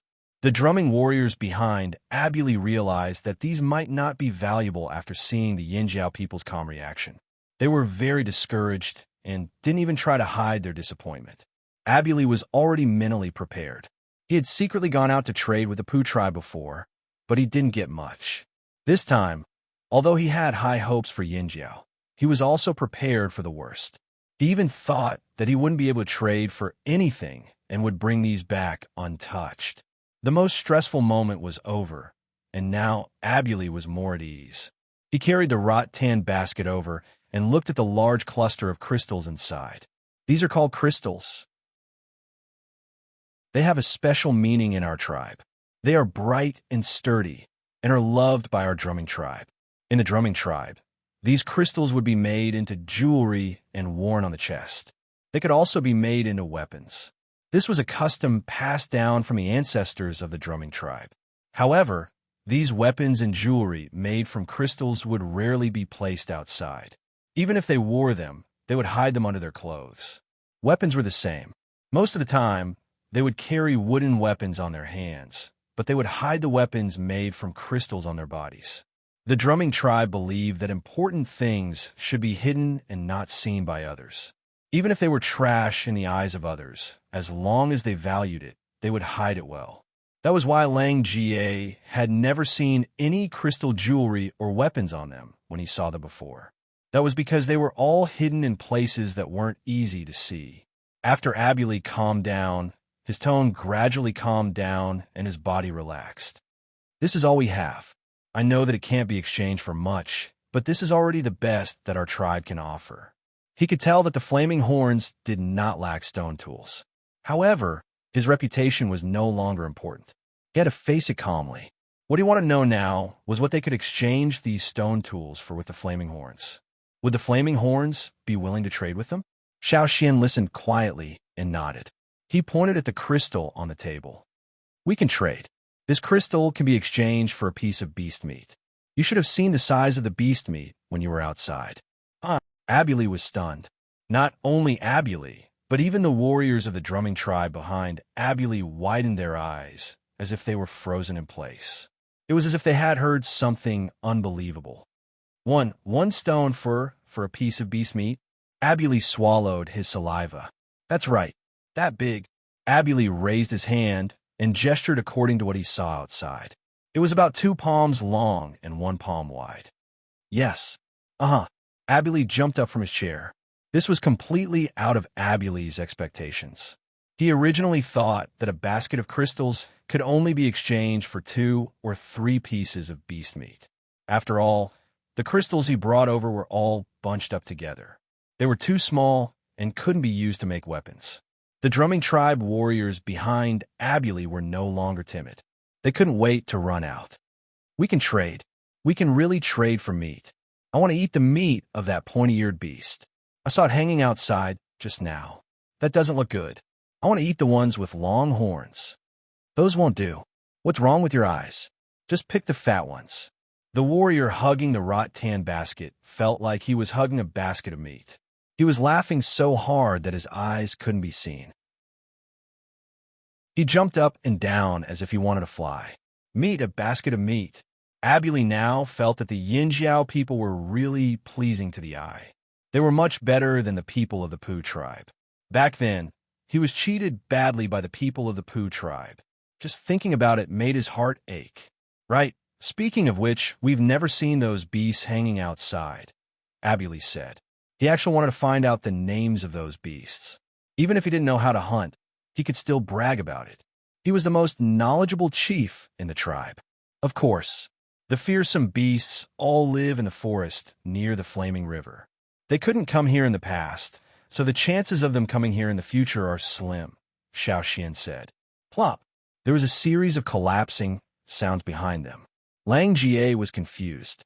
The ground was so flat after being beaten by them. How did these people fall down? Abuli, who hurriedly got up, didn't care about Lang Jie and the others' puzzled gazes. He moved closer to Xiao Xian and stuttered. Fearsome. Fearsome beasts? The beast meat you're talking about. Fearsome beast meat. Abuli's voice was trembling as he spoke. He only heard 2 words from Xiao Xian. Yes, Xiao Xian said. Oh. Abuli nodded expressionlessly. His face was red, and he suddenly jumped up. When he landed, he quickly stomped on the ground 3 times with his big feet, causing a cloud of dust to rise. It wasn't just Abuli. The other drumming tribesmen did the same thing. The Yinjiao people in the warehouse looked at the drumming tribesmen strangely. They didn't understand what they were doing. A declaration of war? It didn't seem like it. They didn't know that the drumming tribesmen would only express themselves like this when they were extremely excited. Chapter 600. Beast meat and beast hides were exchanged according to the amount of crystals the drumming tribe brought. Some of the beast meat was recently slaughtered because fearsome beast meat could be kept fresh for a longer time. Plus, the temperature wasn't too high, so the meat could be stored for a longer time. When it was placed in the trading point, there was no strange smell. Some of the meat was taken from the cave on top of the mountain where the Flaming Horn tribe stored their food. When they were chopped, the meat was hard and firm. Other than that, there was also cured meat and jerky, but those were more expensive because of the salt involved. The people of the drumming tribe mainly chose fresh meat. When they were choosing the meat, there were disputes in their group. Some wanted this kind of meat, some wanted that kind of meat. The reason was that they thought the meat they chose looked delicious. Most of the drumming tribe members had never eaten fearsome beast meat before. Even the chief, Abuli, had never eaten it before. This was also why they didn't think of fearsome beasts at first. Up until now, they had never seen a fearsome beast, let alone eaten one. So when they heard that they could exchange for fearsome beast meat, they were all shocked. After the shock, they became excited. They were so excited that they started arguing. Xiao Xian ordered his men to cut some of the meat for them to try. Although it was raw, to tribesmen, it wasn't like they didn't eat raw meat before. The drumming tribesmen tasted the raw meat without any pressure. Of course, only Abuli tasted it. The final decision was made by him, the chief. After Abuli looked through the items, he did not immediately trade them outside. Instead, he returned to the warehouse and told Xiao Xian about the items he had his eyes on. Then, he asked Xiao Xian to move the items into the warehouse and not leave them outside. Xiao Xian could understand. The drumming tribe members were very careful. There were people from the drumming tribe, Rain tribe, and Poo tribe walking around outside. The drumming tribe members were worried that people would see what they got. After the beast meat and beast hides were exchanged, Abuli wrapped the beast meat with the leaves he gave them and placed it in the rattan basket. The beast hides were carefully rolled up and placed properly. After the rattan basket was covered, he tied it tightly with a straw rope to ensure that the rattan basket wouldn't open when they ran. "Can we trade here in the future?" Abuli asked expectantly after packing up. "Of course you can. The trading point isn't complete yet. This is just a trial run. It will last until winter when it snows. However, after winter ends, it will definitely be open again next year. You can come over whenever you want to trade." Xiao Xian paused for a moment before continuing. "As for the crystals you took out, it would be great if you had a bigger one. That way, we could exchange them for more things." Abuli didn't say anything. His long toes dug into the ground as if he was thinking about something. When the warriors of the Ji tribe behind him heard that the bigger the crystal, the more things they could exchange for, their eyes lit up. Without any delay, the people of the Ji tribe left as soon as they finished their trade. When they arrived, they practically walked in small steps. When the Yinjiao warriors saw them, they couldn't help but feel anxious for them and wanted to give them a push. However, after exchanging their goods, the people of the Ji tribe ran away as if there was wind beneath their feet. When they were in the trading point, they could only be considered to have walked a little faster. After all, within the trading point, Yinjiao had guaranteed that there would be no robberies. As soon as they left the trading point, a group of 80 people disappeared in the blink of an eye. Kuan Tu and the others who were guarding the entrance of the trading point were dumbfounded. It's good that they ran fast. It's safer. Xiao Xian smiled as he watched the figures flash by in the distant forest. Because of the Yinjiao people inside the trading point, there wouldn't be any robberies. However, in the forest outside the trading point, there were some people with ulterior motives. They didn't have anything to trade in the trading point, so they wanted to rob the people who had exchanged their goods. However, the people of the Ji tribe weren't good at other things, but they were very good at escaping. The Yinjiao people couldn't help but sigh. Growing such big feet wasn't useless. Not only were those people fast, but they were also very agile in the woods. They were up and down, and their figures were erratic. Their existence was reasonable. No matter how small a tribe was, they still had their reasons for surviving. The people hiding in the forest who wanted to rob them could only watch as the people of the Ji tribe ran further and further away with their rattan baskets on their backs. After exchanging their goods, Abuli's group was so excited that they wanted to fly. They ran even faster. Hooking on branches with their toes, they even flipped a few times in the air as they flew past a bush of thorny plants. They weren't worried at all about falling and smashing into the thorny plants. In the past, the Ji tribe rarely interacted with other tribes. Most of the time, they hid in the forest and lived their own lives. They were very wary of other people. Only by being careful could they live a long life. When he saw the Yinjiao wooden board with the words written on it, Abuli hesitated. However, in the end, he decided to give it a try. He didn't expect to succeed. At that time, there were many people in the tribe who objected. They said that it was definitely the Yin Jiao people's scheme. Oomph. When they returned and saw the things in the rattan baskets, who would object again? The more Abuli thought about it, the more proud he became. He felt that he was wise and powerful. No wonder he was the chief of the tribe. When the group finally returned to the tribe, they saw that at the entrance of the tribe, there were many people waiting with their necks stretched out. They were anxiously waiting. The first Ji tribe warrior who noticed Abuli's group shouted. Soon, a large group of people rushed out from the gap. They had been waiting for Abuli's news. The chief had brought dozens of people out for a trade. This was a big event in the tribe. Everyone wanted to know the result. How was it? The shaman of the Ji tribe held a purple crystal staff and walked out quickly. Abuli raised his chin and put on airs. There's no rush. Let's talk inside. The shaman of the Ji tribe knew Abuli well. When he saw this, he knew that they had succeeded.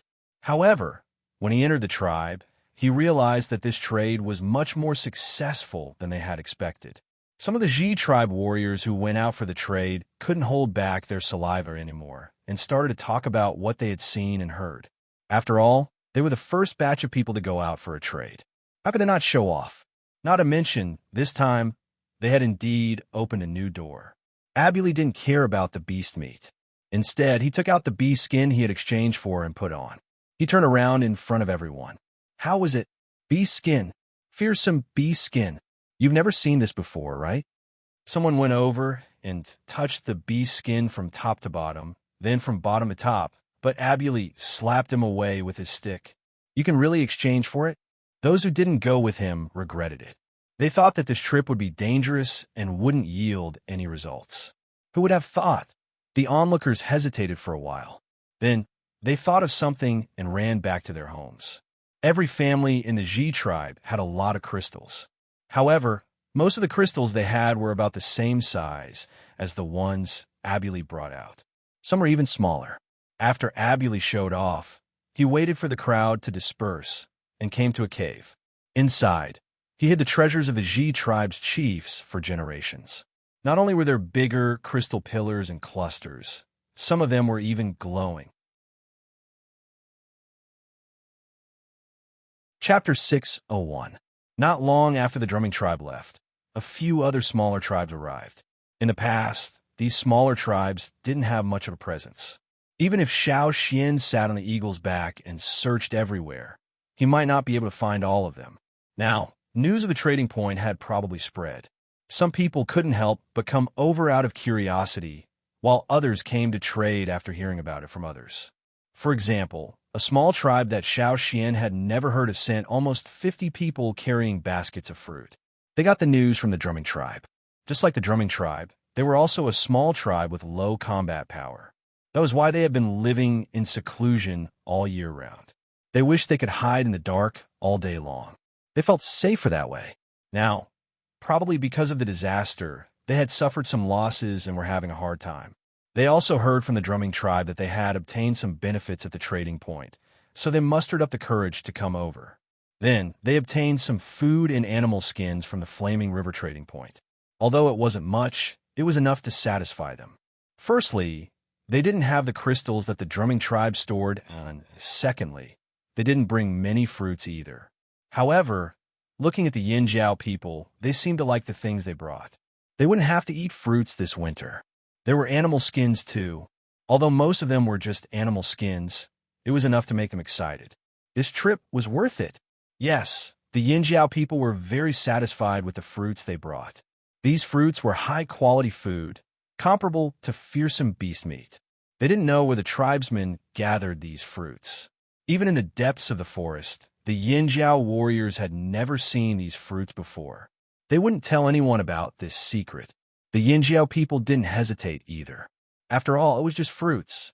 Without these, they could find other fruits in the forest. The reason why they were willing to trade was because the children in the Yin Jiao tribe preferred these fruits. Compared to the ferocious beast meat, the energy brought by these fruits was milder. Even the children who had not awakened their totemic power could eat them, and some of them could be given to the children in the tribe as snacks. As the name of the Flaming River trading point spread, Xiao Xian's initial goal was achieved. Not only did the Yin Jiao people get many things they were satisfied with, but the people who came here also left with smiles on their faces. After winter ended, when the flaming river trading point opened again, they would come again. The drumming tribesmen didn't have any goods on hand. They came here to buy soy sauce, so they could only look and not trade. The people of the Rain tribe threw out the things in their hands and exchanged them for the things they needed to survive the winter. Other than the Yin Jiao people, the happiest people were probably the people of the Pu tribe. The drumming tribe did not have many water moonstones, but the Pu tribe did. After trading with the drumming tribe for so long, plus they hadn't gone on a long journey for a long time, the Pu tribe had stockpiled a lot of water moonstones. Unlike the drumming tribe, who suffered a severe disaster, the Pu tribe stock was basically intact. The people of the Pu tribe, especially the people from the Pu tribe's expedition team, used their stock to trade for a lot of beast hides and meat from the Yin Jiao. They bought them back to make jerky, then froze them. When winter ended and they went on a long journey, they would sell them. It had to be said that the people of the Pu tribe were indeed shrewd merchants. They could see the huge business opportunity in just one trip here. Yin Jiao's beast hides were better than any they had seen before. They could stock up and sell them at a higher price when they went on a long journey. Because fearsome beasts were rare on the mainland, their meat and skin, and even some horns and bones could be sold for a high price. This way, they could trade for more goods, and when the time came, they could come back and see if they could scam someone. However, even though they were satisfied, they were still confused. Why did the Yin Jiao people think of claiming their territory here? Why didn't they put their fire seed here too? The tribesmen's thinking was still stuck on the idea that they had to leave their fire seed here. Only with a fire seed could they determine their territory. However, in the flaming river trading point, they didn't feel a trace of Yin Jiao's fire seed. That was why the people who came here didn't feel any rejection from the fire seed of another tribe. This was also why they were satisfied. In the past, if they wanted to trade on a large scale, they would go to the Pu tribe the most. Not to mention how stingy the people of the Pu tribe were, just the Pu tribe's fire seed made people feel uncomfortable. That was why many people didn't go there again after the first time. The flaming river trading point actually didn't have a fire seed. This was what surprised every tribesman who came here. When they returned to their own tribes, they would talk about it after dinner. However, in the end, some people who thought they were smart concluded that Yin Jiao didn't use a fire seed to make the flaming river trading point more attractive. A place without a fire seed would make people feel more at ease and more popular. At the same time, they were also surprised by Yin Jiao's courage. Not only did they enclose their territory, they even allowed outsiders to enter their territory. This was definitely not allowed in many tribes. Even some of the famous trading points in the central region were either built on the borders of the bigger tribes, or they didn't belong to any tribe. Yin Jiao's way of doing things was unique and made people click their tongues in amazement. Letting outsiders enter their territory without a fire seed? Weren't they worried about something happening? Actually, if Xiaoxian said he wanted to build a trading point in Yin Jiao's current territory, there would be many people who would object. After all, they wouldn't be able to change their mindset in such a short period of time. It wasn't easy to break a 1,000-year-old tradition. How could they let outsiders enter their territory as they pleased? However, it was different if they encroached on a piece of land outside their territory. It was also their territory, but the meaning was different. They could do whatever they wanted. On this day, the temperature had begun to drop significantly day by day. This was the precursor to winter. Many of the leaves in the forest were no longer green. The withered leaves on the ground were blown up by the wind, rustling from the top of the mountain to the bottom of the mountain.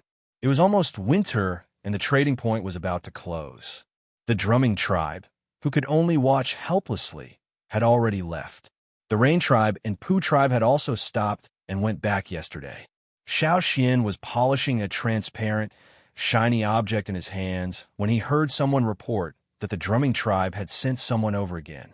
Xiaoxian raised his eyebrows, but he wasn't surprised. He knew that the drumming tribe would definitely come over before winter. Abuli's reaction at that time told him that this would be the case.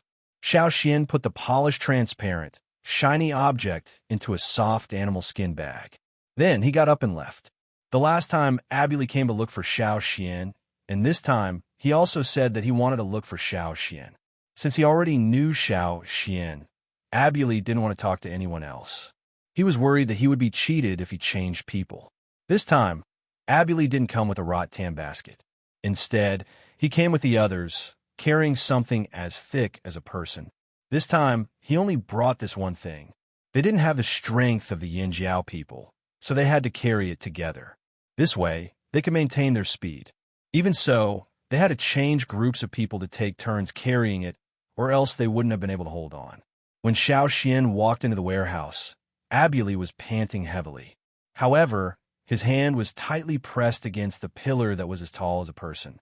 When he saw Xiao Xian, Abueli immediately stood up. However, he didn't leave the pillar. Instead, he said, "You said that a bigger crystal can be exchanged for more things." "That's right." Xiao Xian nodded. Abueli took a deep breath and untied the leaves and rattan ropes that wrapped around the pillar, revealing the hexagonal crystal inside. Duo Kong, who had rushed over after receiving the news, saw the crystal pillar. His jaw almost dropped. He rubbed his hands and walked over. Come. Tell me what you want. I'll bring you over. The new batch of fearsome beasts we hunted are not bad. They even have tusks. Do you want them?" Abueli was nervous. He didn't know Duo Kong, so he was on guard. "Don't worry. This is our tribe's hunting team leader, Duo Kong. Most of the fearsome beast meat and fur you chose last time were hunted by him," Xiao Xian explained. Yes. Tell me what kind of fearsome beast you want. I know it all. Let's go. I'll bring you over." Duo Kong smiled warmly. After hearing Xiao Xian's explanation, Abueli let down his guard. When he heard that those were hunted by Duo Kong and knew a lot about fearsome beasts, Abueli was tempted.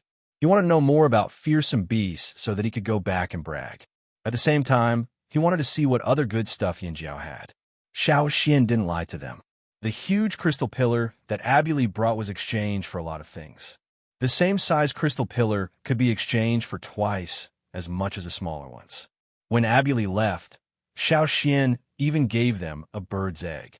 The baby birds that he brought back had already grown up and were laying eggs. Abueli left with a smile on his face. At the same time, he asked Xiao Xian softly if he could exchange for something bigger than that one. After getting a positive answer, Abueli smiled so widely that his eyes disappeared. No matter how many things he stored, if he didn't use them, it would just be a waste of space. After Abueli and the others left, Duo Kong touched the crystal pillar with a smile. Indeed, on this side, this crystal pillar couldn't be exchanged for much. In the eyes of many people, this was just a special stone. However, Duo Kong knew that on the other side of the sea, the slave masters with holes in their brains and weird aesthetics loved these shiny things. Since the two continents were so close, who knew when they would be able to make a trip over? They should keep these things as backup. Maybe one day, they could use these to exchange for more resources from the slave master cities. However, at this stage, the most important thing wasn't to cheat the slave masters of their money. Other than Xiao Xian keeping a portion of these crystals for himself, the rest were all sent to the cave where the core seed was placed. Xiao Xian wanted to know what these crystals would become under the influence of the core seed. Chapter 602. After the people of the drumming tribe left, the trading point was officially closed. Although there were still some Yinjiao warriors guarding the trading point, it was no longer open to the public.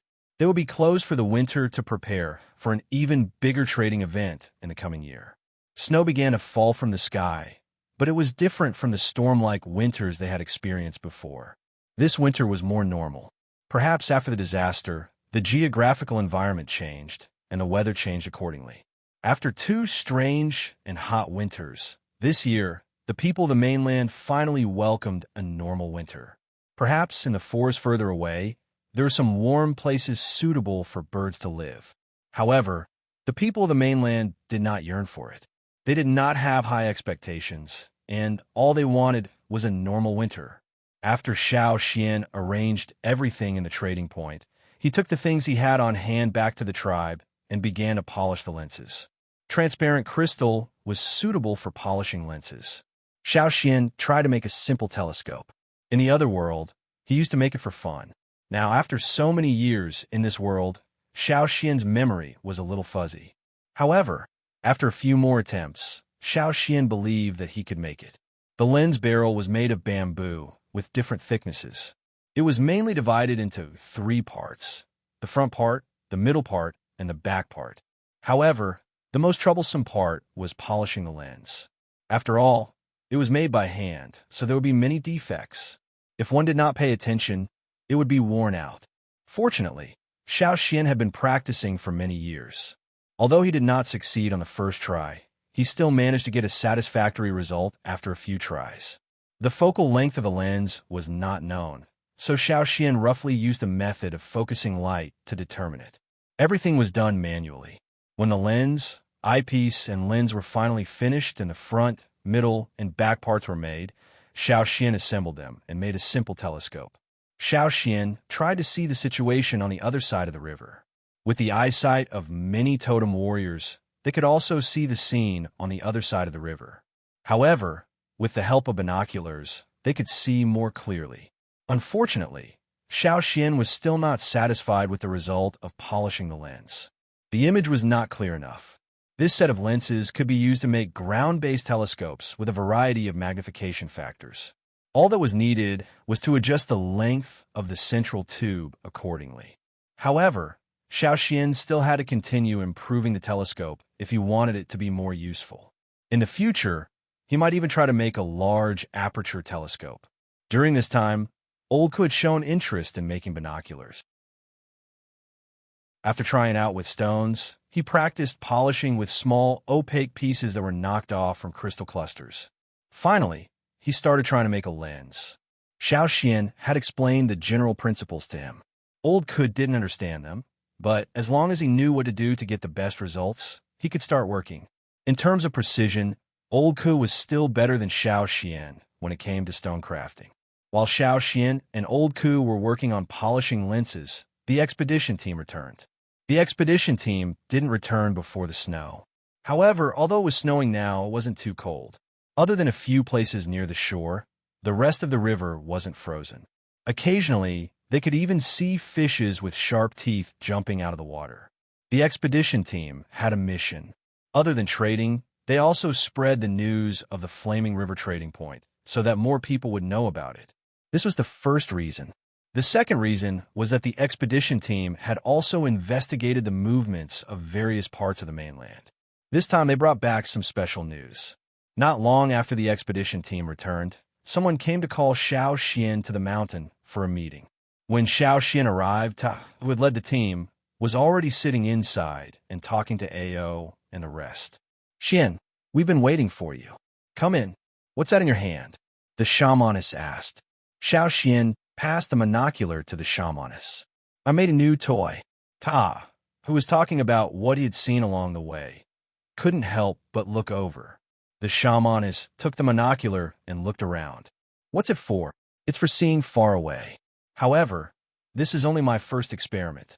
It's not perfect yet, and there are many areas that need to be improved." Xiao Xian explained as he taught the shamaness how to use the monocular.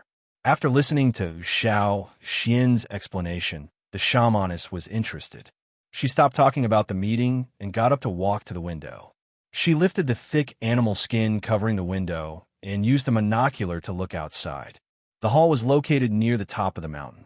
After the disaster, the mountain had grown a lot taller. It was the tallest mountain in the vicinity.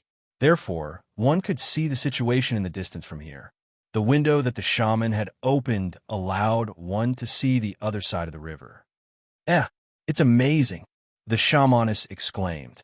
Hearing this, the others couldn't sit still and wanted to come over to try. However, the shamaness kept the monocular and pressed her hand down. "There's no rush. Let's talk about business first." After that, the shamaness closed the animal skin curtain and walked back to sit down. Before she could sit properly, the monocular was snatched away by the old lady beside her. However, the old lady maintained her composure and didn't immediately walk to the window to look. She studied the monocular for a while before grabbing it and placing it on her lap. The others looked away from the monocular in the old lady's hand.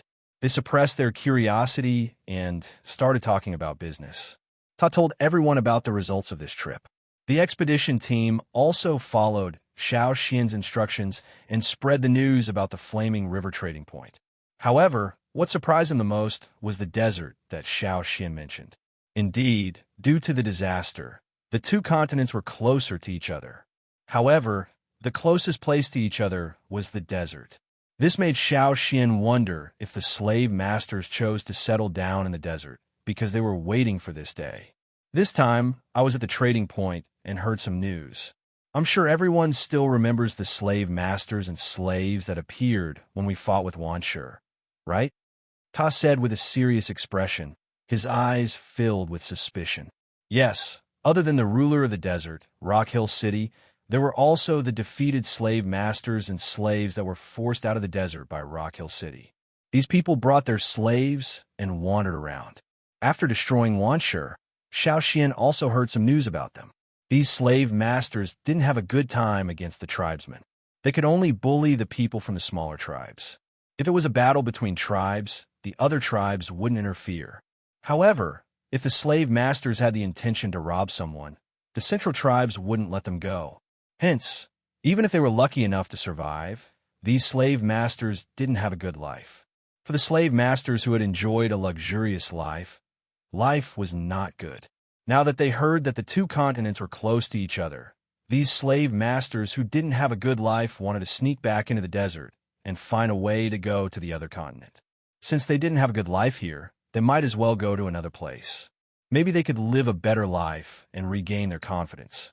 With such expectations, the slave masters who wandered around brought their slaves and sneaked back into the desert.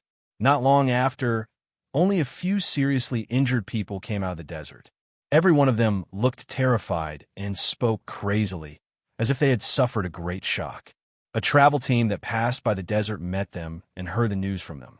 Those people said that there were some monsters in the desert. Monsters in human form. Ta said in a low voice. Monsters in human form? Xiao Xian was puzzled. That's right. Those who were lucky enough to escape died not long after. It said that none of the slave masters and slaves who entered the desert came out alive. No one knows what is happening in the desert now. Tower told him the information he had obtained during this long journey. Those monsters in human form, had they gone outside the desert? Xiao Xian asked. Ta shook his head. Never heard of it. The house fell silent as they pondered the authenticity of this news. Should we be on guard? What if those people monsters come out? Duo Kong said, maybe it's the people from Rock Hill City? Ao guessed, that's possible. If those monsters in human form are true, it's most likely related to Rock Hill City. However, Rock Hill City's main target is the other side of the sea. They shouldn't affect us in the short term. Xiao Xian said, instead of worrying about that, why don't we use this opportunity to change the Flaming River region?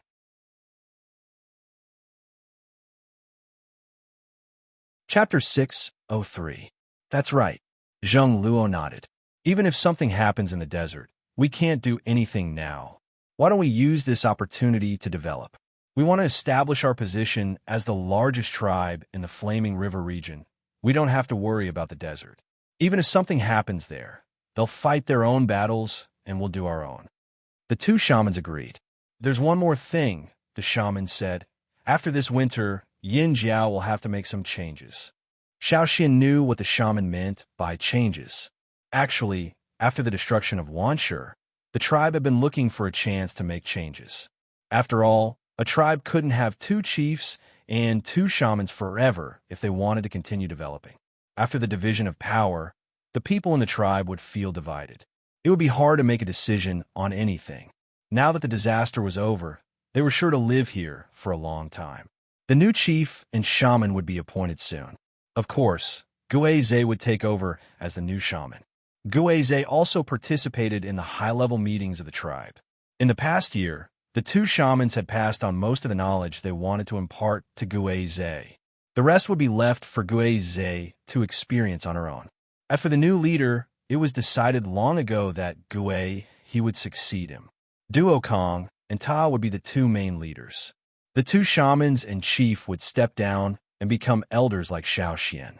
However, the Grand Elder would still be Xian.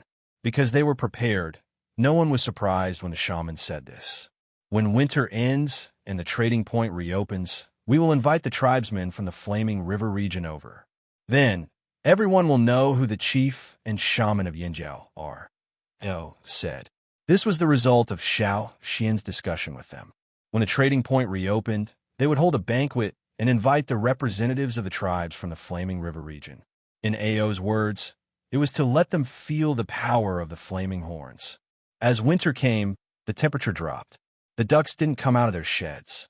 The vegetable fields and animal pens were also protected. The green-faced fanged beasts went into hibernation again. The days passed. It was the coldest time of winter. It was still snowing.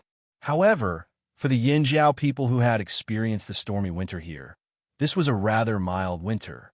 Even the children who had not awakened their totemic power could go out and play for a while. Many places on the Flaming River were covered in a layer of ice.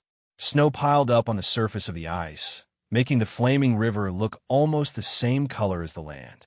In the upper reaches of the Flaming River, on a bank slightly further away from the Yinjiao tribe, a huge, fearsome beast walked in the snow.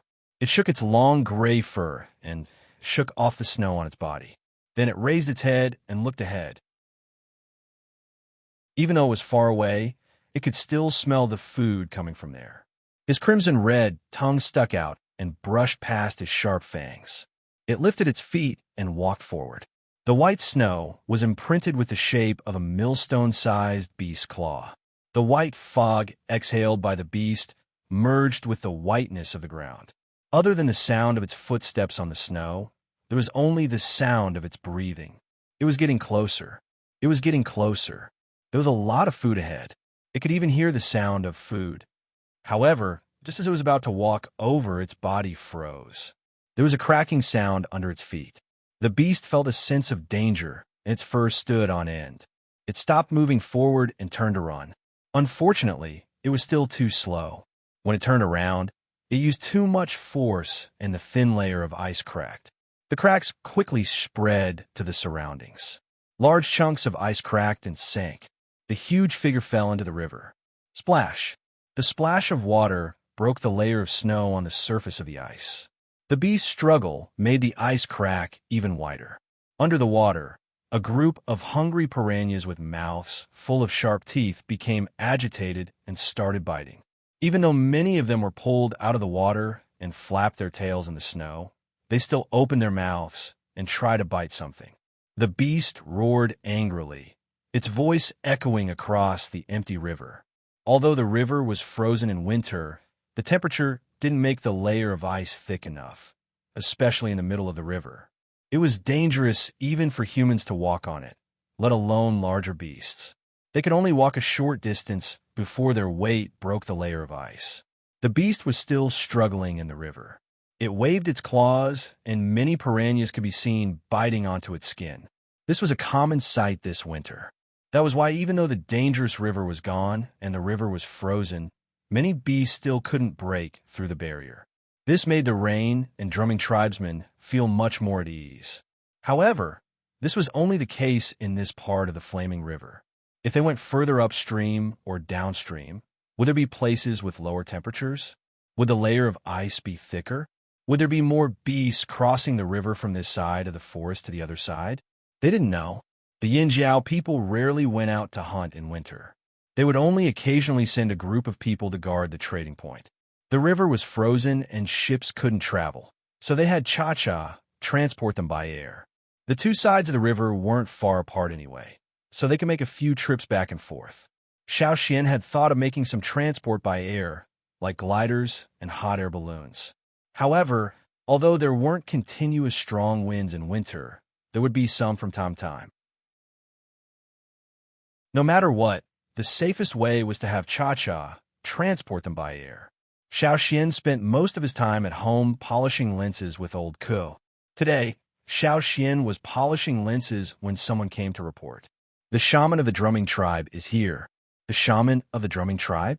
Xiao Xian put down the things in his hands and asked the soldier. He didn't go up the mountain to look for the chief and shaman.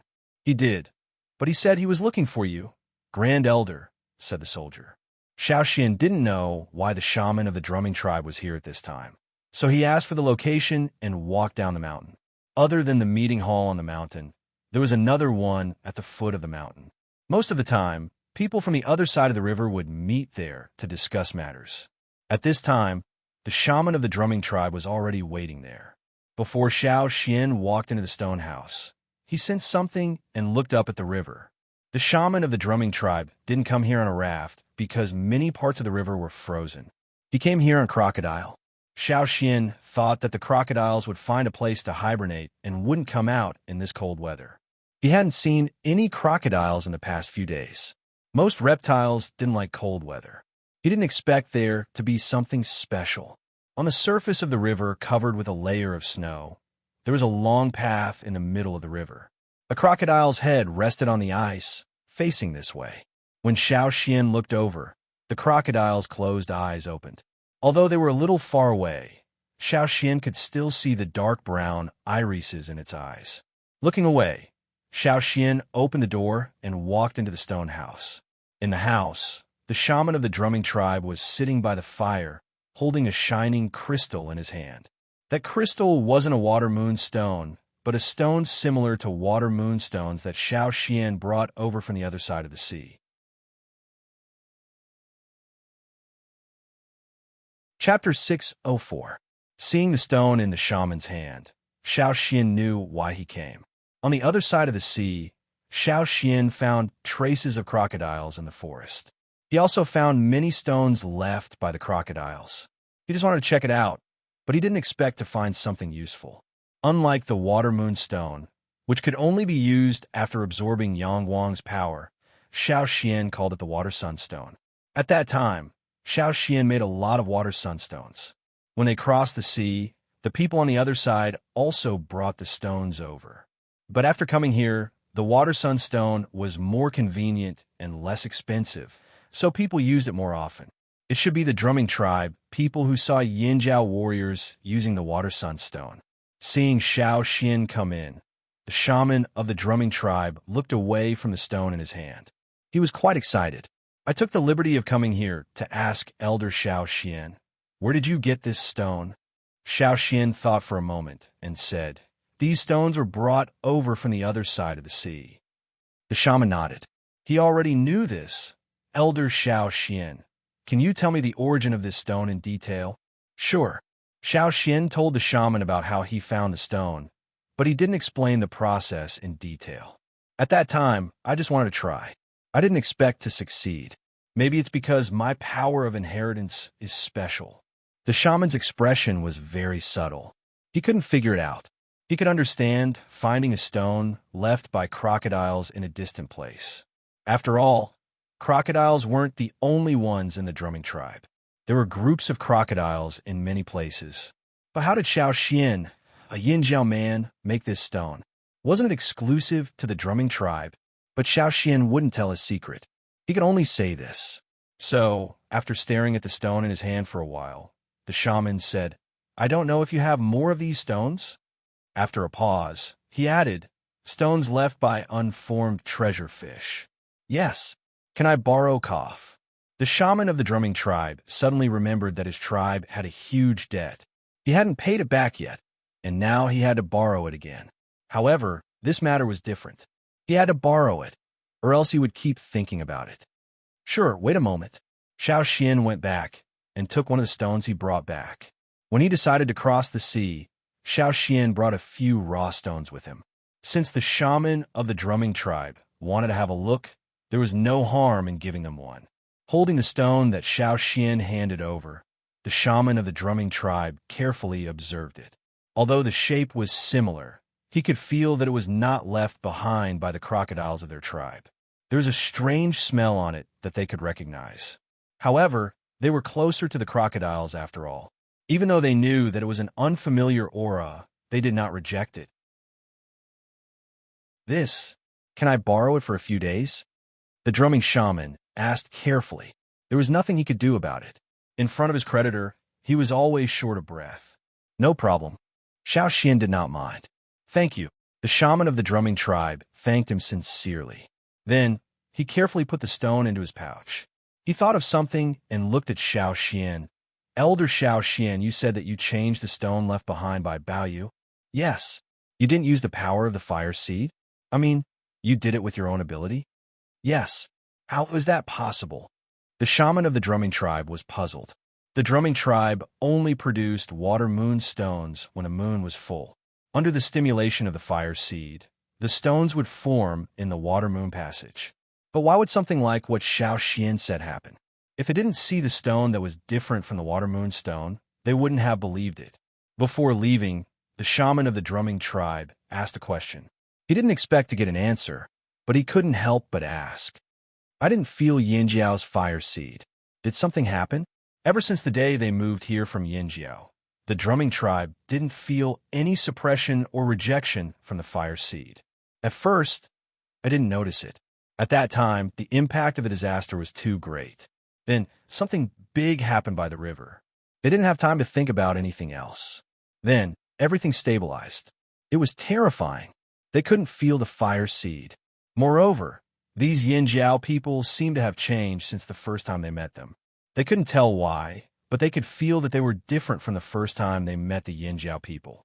A tribe without a fire seed would become a wanderer. This was something everyone on the mainland knew. But now, they couldn't feel Yinjiao's fire seed. What was strange was that the Yinjiao people didn't lose their power. Instead, they seemed to be stronger. They were also more daring in their actions. For example, in the outer circle, "We're fine," Xiao Xian said. As for the fire seed, it's not in the fire pit anymore.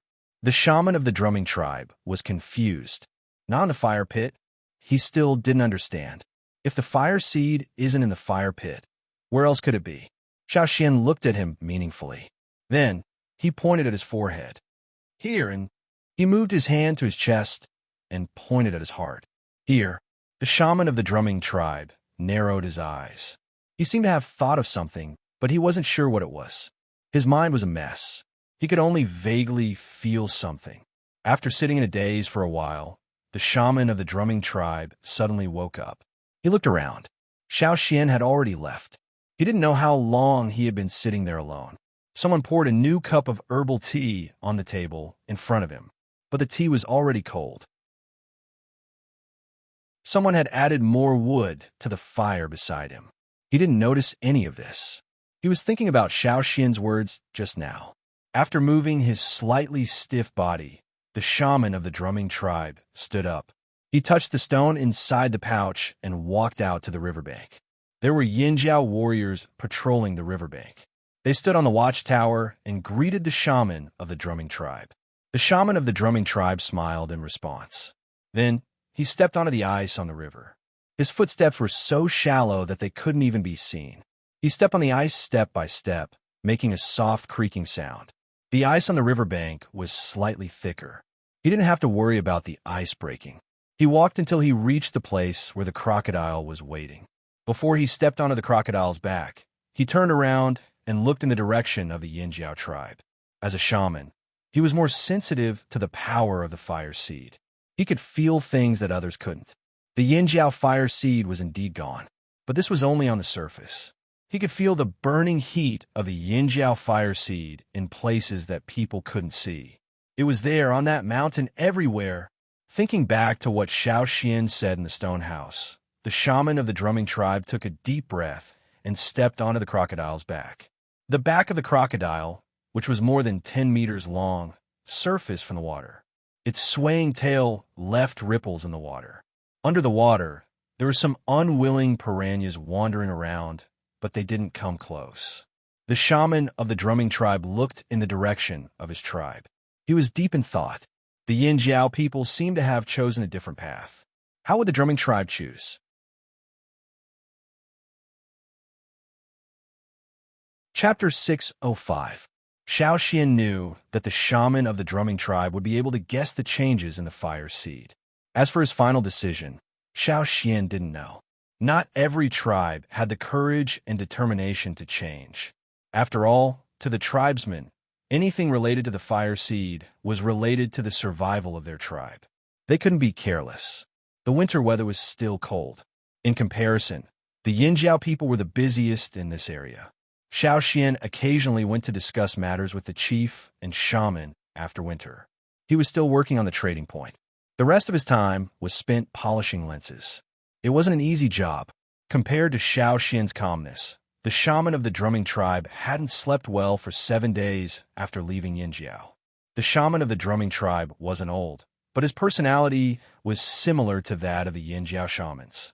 He looked approachable, but in reality, he had a lot of thoughts. It was just that he didn't show it on the surface. It was because he thought too much that he felt conflicted. Every time he closed his eyes, he would think of many things. Things that had happened and things that hadn't happened yet. Sometimes, he would even break out in a cold sweat.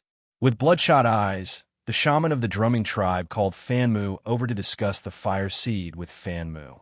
A few days passed. The drumming tribe was like a hibernating crocodile that rarely went out. It was very quiet. Everyone was too lazy to move in their own houses. Creak, the shaman of the drumming tribe walked out of the house with Fanmu and a few other elders. The wood under their feet creaked when they stepped on it. The people who came out of the house all had a solemn aura. Even Yang Guang, who rarely came out in the winter, seemed much colder. Since we decided, I'll go to Yinjiao with Fanmu. The shaman of the drumming tribe looked across the flaming river and sighed. His worried gaze became determined. For thousands of years, the drumming tribe seemed peaceful, but there were many hidden dangers. The shaman and chief of the drumming tribe knew the dangers. Actually, 200 years ago, the shaman of the drumming tribe wanted to change, but he didn't know where to start because he didn't know how. And now, when they took over the leadership, they finally saw the opportunity. Therefore, on the 15th day after the shaman of the drumming tribe left Yinjiao, Xiao Xian met the shaman of the opposite tribe at the foot of the mountain again. At the same time, the chief of the drumming tribe, Fanmu, was also there. Actually, Xiao Xian was also thinking about what decision the drumming tribe would make. No matter what they chose, they needed time to consider. But Xiao Xian didn't expect the people of the drumming tribe to make a decision in just 15 days. When Yang Sui of the Rain tribe learned about the fire seed, he had been thinking about it until now. He was still hesitating. After sitting down, the shaman of the drumming tribe spoke his mind about the fire seed. I hope Elder Xiao Xian can tell us more about it. Xiao Xian stared at the two people across the table for 2 seconds. He didn't keep them in suspense. The people of the drumming tribe preferred to be direct and decisive. They didn't like to beat around the bush, which was similar to Yinjiao. However, Xiao Xian didn't tell them about the change of the fire seed immediately. Instead, he explained some things first. They had to know about it sooner or later. On the other side of the sea, there are some slave owners. No, there are many slave owners. I believe you've heard about this from the warriors of Yinjiao. The shaman and Fanmu of the drumming tribe nodded. Ever since they arrived from Yinjiao, there had been a lot of communication between the two tribes. Many things couldn't be hidden forever. Not everyone was so tight-lipped. If they talked too much, they might accidentally let the cat out of the bag. Moreover, there were people of the Rain tribe. Some of the people of the drumming tribe already knew that some people from Yinjiao came from the other side of the sea. There are also many tribes on the other side of the sea, but they are different from here. They don't have a fire seed. At this point, Xiao Xian noticed an inexplicable light flashing in the eyes of the two people across the table. A long time ago, the tribes on the other side also had a fire seed. They called it the primitive fire seed. But later, they all chose to merge the fire seed, which is what we do in Yinjiao today. After a pause, Xiao Xian continued, I can roughly guess your decision. But, for the sake of our friendship, there are some things I need to remind you of. The people of the Rain tribe knew about the fire seed long ago, but they didn't choose to change it because there were also difficulties in doing so. Tribesmen gathered together because of the fire seed, because the fire seed is everything. If the fire seed exists, the tribe exists. If the fire seed is extinguished, the tribe will die. But if there is no fire seed, Even if the fire seed is not extinguished, it will be scattered. The power that brought the tribesmen together will also disappear. Some tribes on the other side of the sea will disappear. They are not like the wanderers on our side. They are scattered, but their power is still there. They will fight on their own and no longer gather together. With such concerns, do you still choose to do this? Xiao Xian looked at the other side. Fan Mu frowned. He didn't control his emotions as well as the shaman. It could be seen that he was also in a mess, but he still didn't change his mind. The shaman of the drumming tribe said slowly, "In fact, I have also considered this, but I believe that we, the people of the drumming tribe, will not be easily shaken.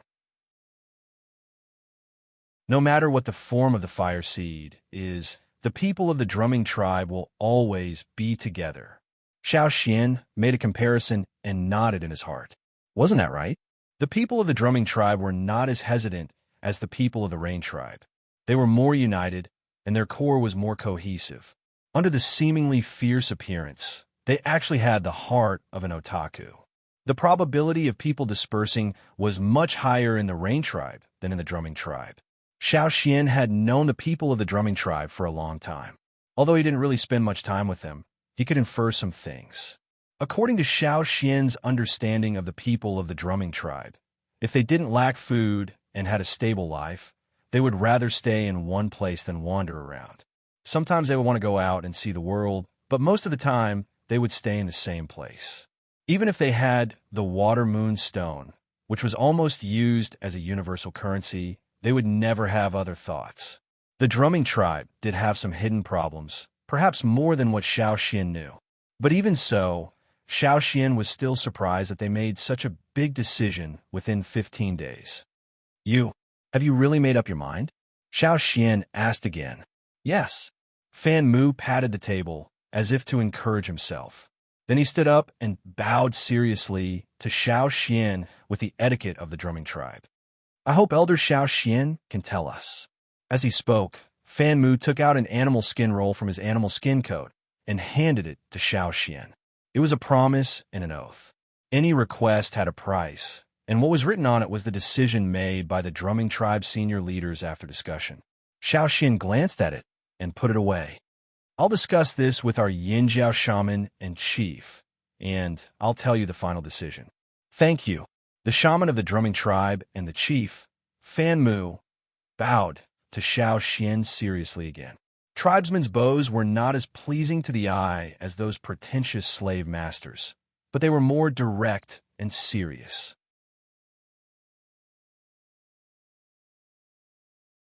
Chapter 606.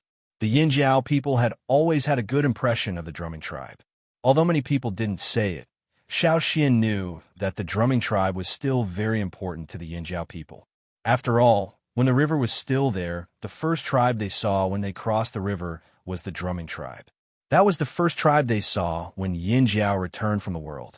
After seeing the promise on the animal skin scroll, the Yinjiao shaman and chief nodded without hesitation. The drumming tribe would support Yinjiao and would not betray them. In fact, if the two continents hadn't changed and were still so far apart, the tribes here would have continued to live as they were. But now, the two continents were so close to each other that no one knew what would happen in the future. One side had nothing to worry about, while the other side had their hands tied because of the ancient fire seed. Once a conflict broke out, it was obvious which side the situation would favor. Helping the drumming tribe was also helping Yinjiao. They could even get a helping hand. But Zheng Luo was worried. Didn't you say that the drumming tribe's water moon stones came from the water moon canal? And the drumming tribe's water moon canal was formed because of the fire seed. If the ancient fire seed is gone, does that mean the drumming tribe's water moon stones are gone too? I asked them about this, Xiao Xian said. At that time, the shaman and Fan Mu seemed very confident. To put it bluntly, the drumming shaman and Fan Mu had thought about this question before, but they didn't think it was a big problem. The drumming tribe was more familiar with water moon stones because they belonged to the drumming tribe. If Xiao Xian, a non-frooming tribesman, could make water moon stones without the fire seed, why couldn't the drumming tribe do the same? What others saw as blind confidence was natural for the drumming tribe. With Xiao Xian as an example, The drumming shaman and Fanmu didn't think they would fail.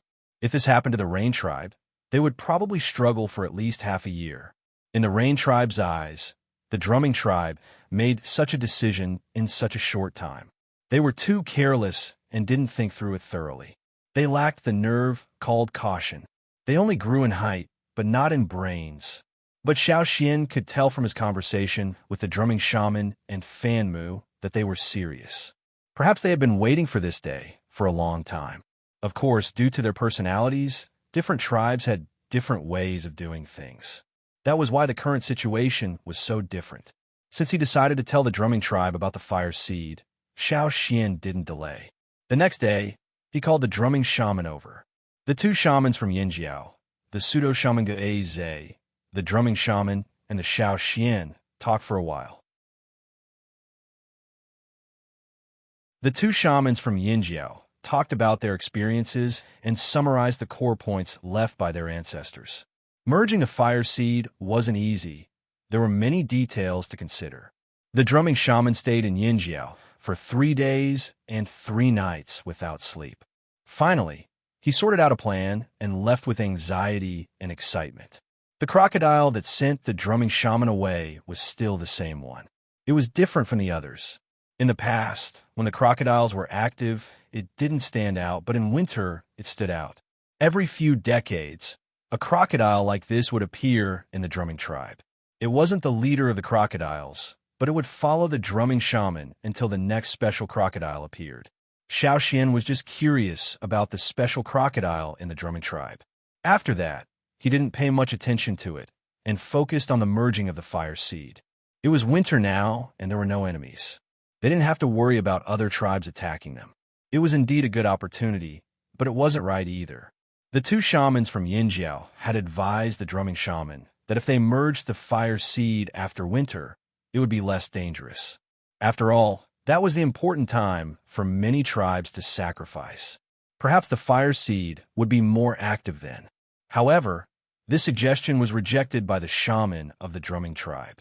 The flaming horns didn't insist either. It was up to the other party to decide what to do in the future.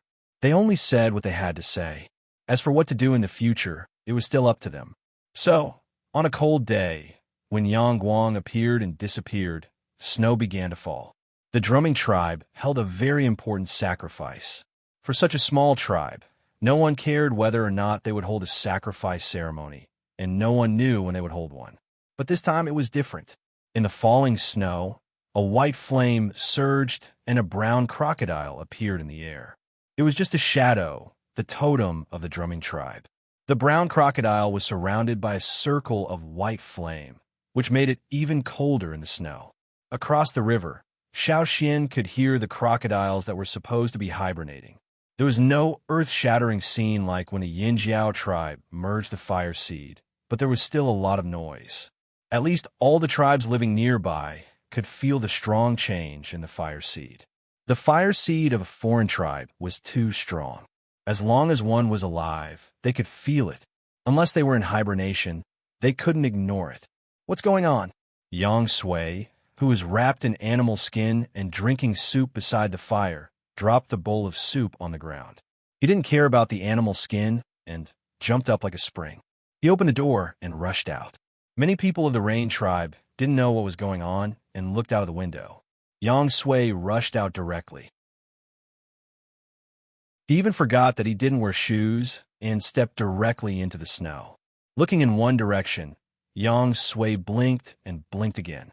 His mouth was wide open, but he couldn't say a word. He just stared in that direction. After a long while, Yang Sui squeezed out 2 words. Crazy. Others might not know what was going on, but as a shaman, Yang Sui could clearly feel the changes in the fire seed. He had even simulated similar scenes countless times in his mind. However, he always simulated his own tribe. But now, the Rain tribe wasn't the one that was experiencing the changes. It was too sudden. He didn't expect that someone could make such a decision before them. The Rain tribe was the first to contact the Yinjiao tribe. In addition to the Yinjiao tribe, the Rain tribe was also the first to have the idea of merging the fire seed. But now, the crocodiles that were supposed to be hibernating were melting. Merging. Fire. Seed. Fire. How long had it been?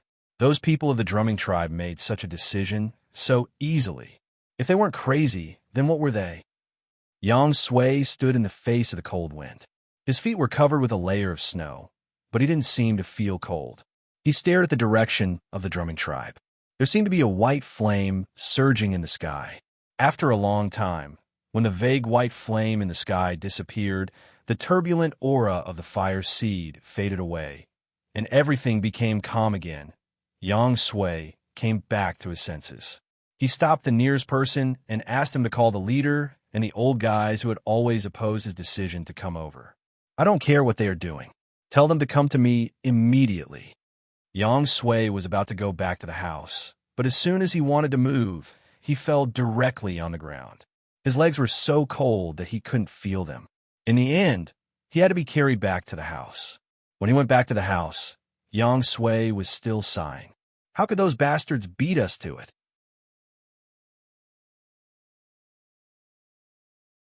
Chapter 607. The drumming tribe's actions made Yang Sui's wavering heart firm up. Although he didn't know why the crocodiles would suddenly make such a hasty decision, he had a feeling that it was worth it when the fire seed of the drumming tribe was in turmoil. After dragging it out for so long, Yang Sui didn't have the patience to wait any longer. Now was the time to solve this problem while everyone was resting. When the rain tribe gathered their people to discuss, the people of the other tribes nearby felt the change, but they didn't know why there was such a big movement.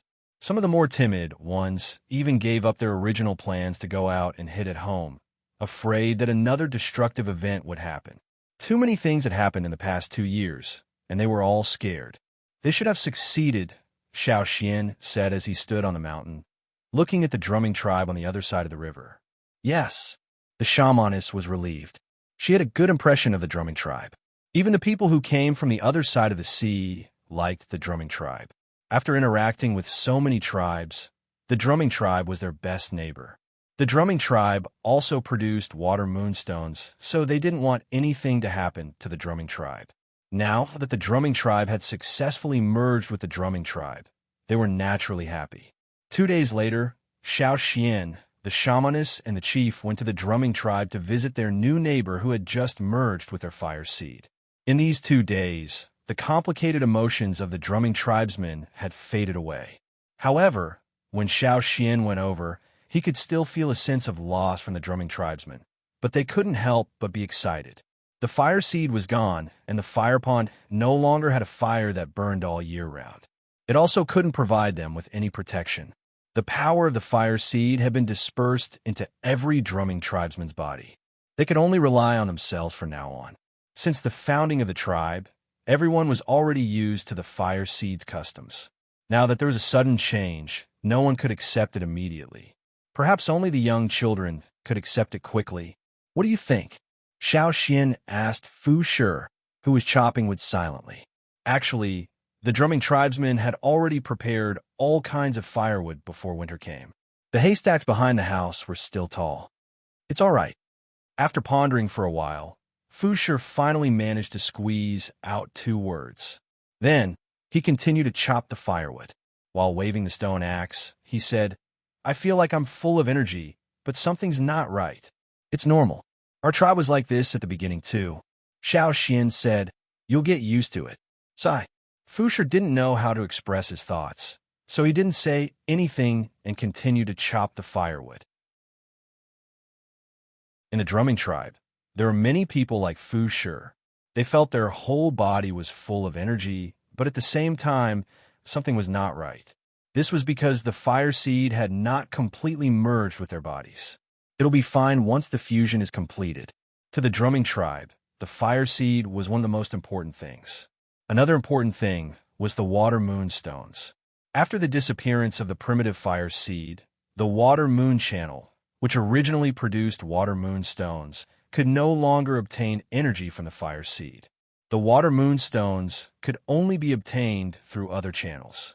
With Xiao Xian as an example, after the drumming shaman merged with the fire seed, he tried to turn the water moonstones into glowing water moonstones.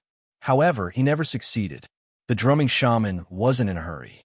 He knew there were two problems to solve. First, he had to complete the fusion of the fire seed in his body. Secondly, the water moon stones were produced when the moon was at its brightest. Other than the fire seed, it also borrowed the moonlight. So, he thought, at least he had to wait until the moon came out. Seeing that the drumming tribe hadn't fully adapted yet, but nothing bad happened, the Xiaoxian and the others felt a little relieved. As for the water moon stones, they could only wait until the moon came out to see if they could succeed. Even if they couldn't get the water moon stones, the drumming shaman didn't regret his decision. After the drumming tribe merged their fire seed, although it was still winter and snow fell from time to time, it didn't stop those curious people from coming over to investigate. Towards these people, the drumming tribe's reaction was still calm. They stopped those people from getting close to the tribe and told the people in the tribe to do what they needed to do. It would be best if they could finish merging their fire seed before winter ended. Once winter ended, they would have a lot of things to do. If they didn't have the water moon stones, they would have to find another way to survive. As for Yinjiao, the Yinjiao people were also worried. They decided to reopen the trading point after the end of winter when the weather warmed up. They would also invite the leaders of the other tribes living in the Flaming River region to participate. However, after thinking about it, they felt that their original plan was far from enough. In other words, they felt that this wasn't enough to show off Yinjiao's strength. Tribesmen had their own rules, which were different from the slave masters. Perhaps many people on the other side of the sea couldn't understand these rules, but here it was. That was why if they wanted to start their first non-violent war here, they had to think about it carefully. These days, Xiaoxian was often called to the mountain for discussions. However, even though Xiaoxian had already integrated into the tribe and tried his best to get used to the tribe's way of thinking, Xiaoxian's way of thinking was different from traditional tribesmen. That was why when it came to matters like this, Xiaoxian mostly listened to other people's suggestions. He rarely expressed his opinion. However, the winter was passing day by day, and it was almost over. If the winter ended early this year, the moon would come out in a few days. They had to solve this matter before the end of the winter. Only then would they have time to act. Otherwise, if they dilly-dallied until the end of the winter to make a decision slowly, things would be rushed later. What should we do? Some people thought that they should invite people from further away. Others thought that they should put on a show to show off their strength, especially their weapons. However, there were different voices of disagreement. Seeing the people in the room arguing, Xiaoxian thought of something. He turned to the shamaness and said, "Why don't we have a show-off feast?" Although the tribe hadn't officially announced the new leader, they had already sat down according to the new order. Xiaoxian sat with the other elders, and the shamaness sat next to him. After Xiaoxian finished speaking, the room fell silent. Duo Kong and Ta, who were arguing, turned to look at Xiaoxian. Everyone else also looked at Xiaoxian, waiting for Xiaoxian to continue. Although Xiaoxian's voice wasn't loud, he only wanted to discuss with the shamaness. Everyone else was fighting for their seats, so they might not notice him. Unexpectedly, as soon as he moved, everyone looked over and pricked up their ears. With their strength and hearing, it wasn't difficult for them to hear Xiaoxian's words. Xiaoxian didn't know if it was an illusion, but he felt that everyone's heartbeat seemed to be louder and faster. Xiaoxian saw that everyone was looking at him, but he didn't say anything. Instead, he looked at the shamaness, then at the other elders. "I think Xian's words are feasible." Ao touched the hilt of his knife, and his eyes flashed. He couldn't help but tap the back of the knife with his fingernails. He took a deep breath and tried to speak in a calm tone. A show-off feast is indeed a very good idea. Thousands of years have passed, and Yinjiao hasn't held one yet. Ao thought of something and looked at Zheng Luo. He only knew about the situation here, not the other side, so he looked at Zheng Luo for his opinion. Zheng Luo smiled bitterly and shook his head. "We haven't held one either." There were records of banquets in their ancestors' handwritten notes, and there were also some stories that were passed down from generation to generation that involved banquets. However, those were only heard as stories and never taken seriously. Perhaps they had such dreams when they were young, but after they became adults, the burden on them increased, and they became more realistic. They no longer had extravagant hopes and felt that it was good enough to be alive. Even though the tribe's situation had improved, they never thought about it. It could be said that every tribesman who knew about show-off feasts, whether they were Yinjiao or outsiders, had a dream that one day they could hold a show-off feast. However, until now, in the Flaming Horns tribe, in the past 1,000 years, no one had done it. If you asked what Yinjiao people's dreams were, one of them would definitely be a show-off feast. Are we really going to do it? Duo Kong whispered. His voice was much softer than before, but it wasn't because he lacked confidence or had different opinions. He was just too excited and tried to suppress his emotions, so he didn't shout. The true emotions in his eyes showed how much he agreed with Xiao Xian's words. His burning eyes seemed to tell the decision-maker that he was just waiting for the announcement to begin preparations. Looking at the others, whether it was Ao and Zheng Luo, who had retired as elders, or the current quasi-chief Gigu and pseudo-adept Geze, their eyes flashed with a burning light. Show-off feast. If Xiao Xian hadn't mentioned it, they wouldn't have thought about it. These 3 words have been mentioned for 1,000 years. Back then, it was so unattainable, but now it made their hearts pound, and they felt that they could give it a try. His blood seemed to boil, and his body temperature seemed to rise. His face flushed with excitement, and his breathing became rapid. He rubbed the hilt of his sword more frequently, and his breath became turbulent. He was like a volcano that had been suppressed for 1,000 years and was about to erupt. Was it finally coming? Could Yinjiao really hold a show-off feast? Not for you, not for me, not for anyone, but for the entire tribe. Not for anyone in the tribe, but for the other tribes living in the Flaming River region. Xiao Xian used to think that the people who did this were arrogant, idiotic. But now, Xiao Xian could understand the feelings and thoughts of the other tribesmen. In order to make people follow you willingly, you didn't need to use force to beat them up again and again, nor did you need to persuade them one by one, nor did you need to offer them benefits. You just needed to hold a show-off feast, and naturally, countless followers would come willingly to worship you. Your reputation would also rise. In the middle of winter, they felt their blood boiling uncontrollably, as if it was about to spurt out of their pores. They couldn't stay calm. What was their purpose in opening up the trading point and inviting other tribesmen? Of course, it was to increase Yinjiao's prestige in this region, gain the support of other tribes, including the drumming tribe, and gain their respect. If they could do this, then it would indeed be a good way to prove Yinjiao's strength and status. In the eyes of many people, the distorted values and outlook on life were like a skill that emitted holy light in such a living environment and era. Only those who could truly master it could have such a respectable aura. He had to show off. Not only did he have to show off, he had to do it well. Now, Xiao Xian was about to do what he had dreamed of when he was still living in the cave. He still remembered that night, when Lang Jie and the others were roasting meat by the fire. They had said to Xiao Xian in the tone of an elder, "You still don't understand."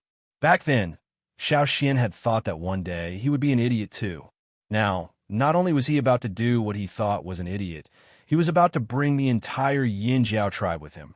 What does everyone think of Elder Xiao Xian's suggestion? The old woman saw that no one spoke and couldn't help but slam the cane in her hand on the ground. The sound of the walking stick hitting the ground with a bang brought everyone back to their senses. Their eyes were out of focus, and they were secretly enjoying themselves. What do you think? This suggestion was too damn good. Duo Kong wanted to stand up and jump up and down to show his excitement. If anyone has a different opinion, you can speak up, Gigu said. Those who were about to speak up, because of the old woman's words, quickly shut their mouths. The muscles around their mouths were twitching because they had closed their mouths too hard. It affected their facial nerves, making them look like they were gnashing their teeth. The room was so quiet that only the sound of everyone's heavy breathing could be heard. After waiting for a while and seeing that no one responded, the shaman chuckled and nodded to Gigu, who was sitting at the front. Gigu's gaze swept over the elders. He didn't say anything, but he could tell the other party's decision through eye contact. Finally, his gaze swept over Xiao Xian, who was sitting at the front of the elders' seats. Seeing Xiao Xian nod, Gigu and Gui Zhe whispered to each other before saying, "If that's the case, then we'll do as the great elder says. However, it's still winter, so it's not the best time to hunt. After winter ends, the tribe will start moving." No one objected to this decision. Anyway, winter was almost over. They could use this time to prepare. Once winter was over, they would start hunting.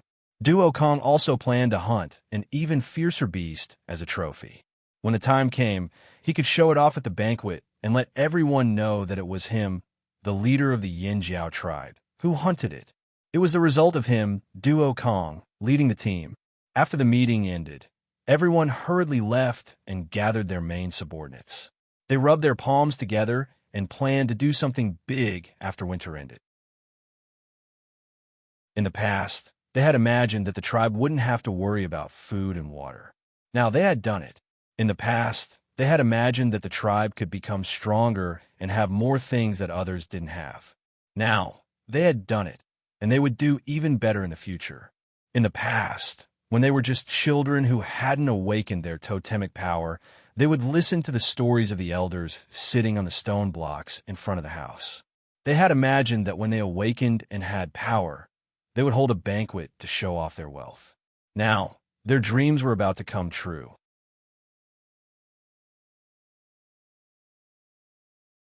Chapter 608.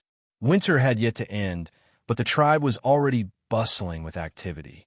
It was no longer as cold as before. Not only that, but every Yinjiao tribesman had uncontrollable smiles on their faces. Xiao Xian noticed that old Ku's wrinkles had deepened over the past 2 days.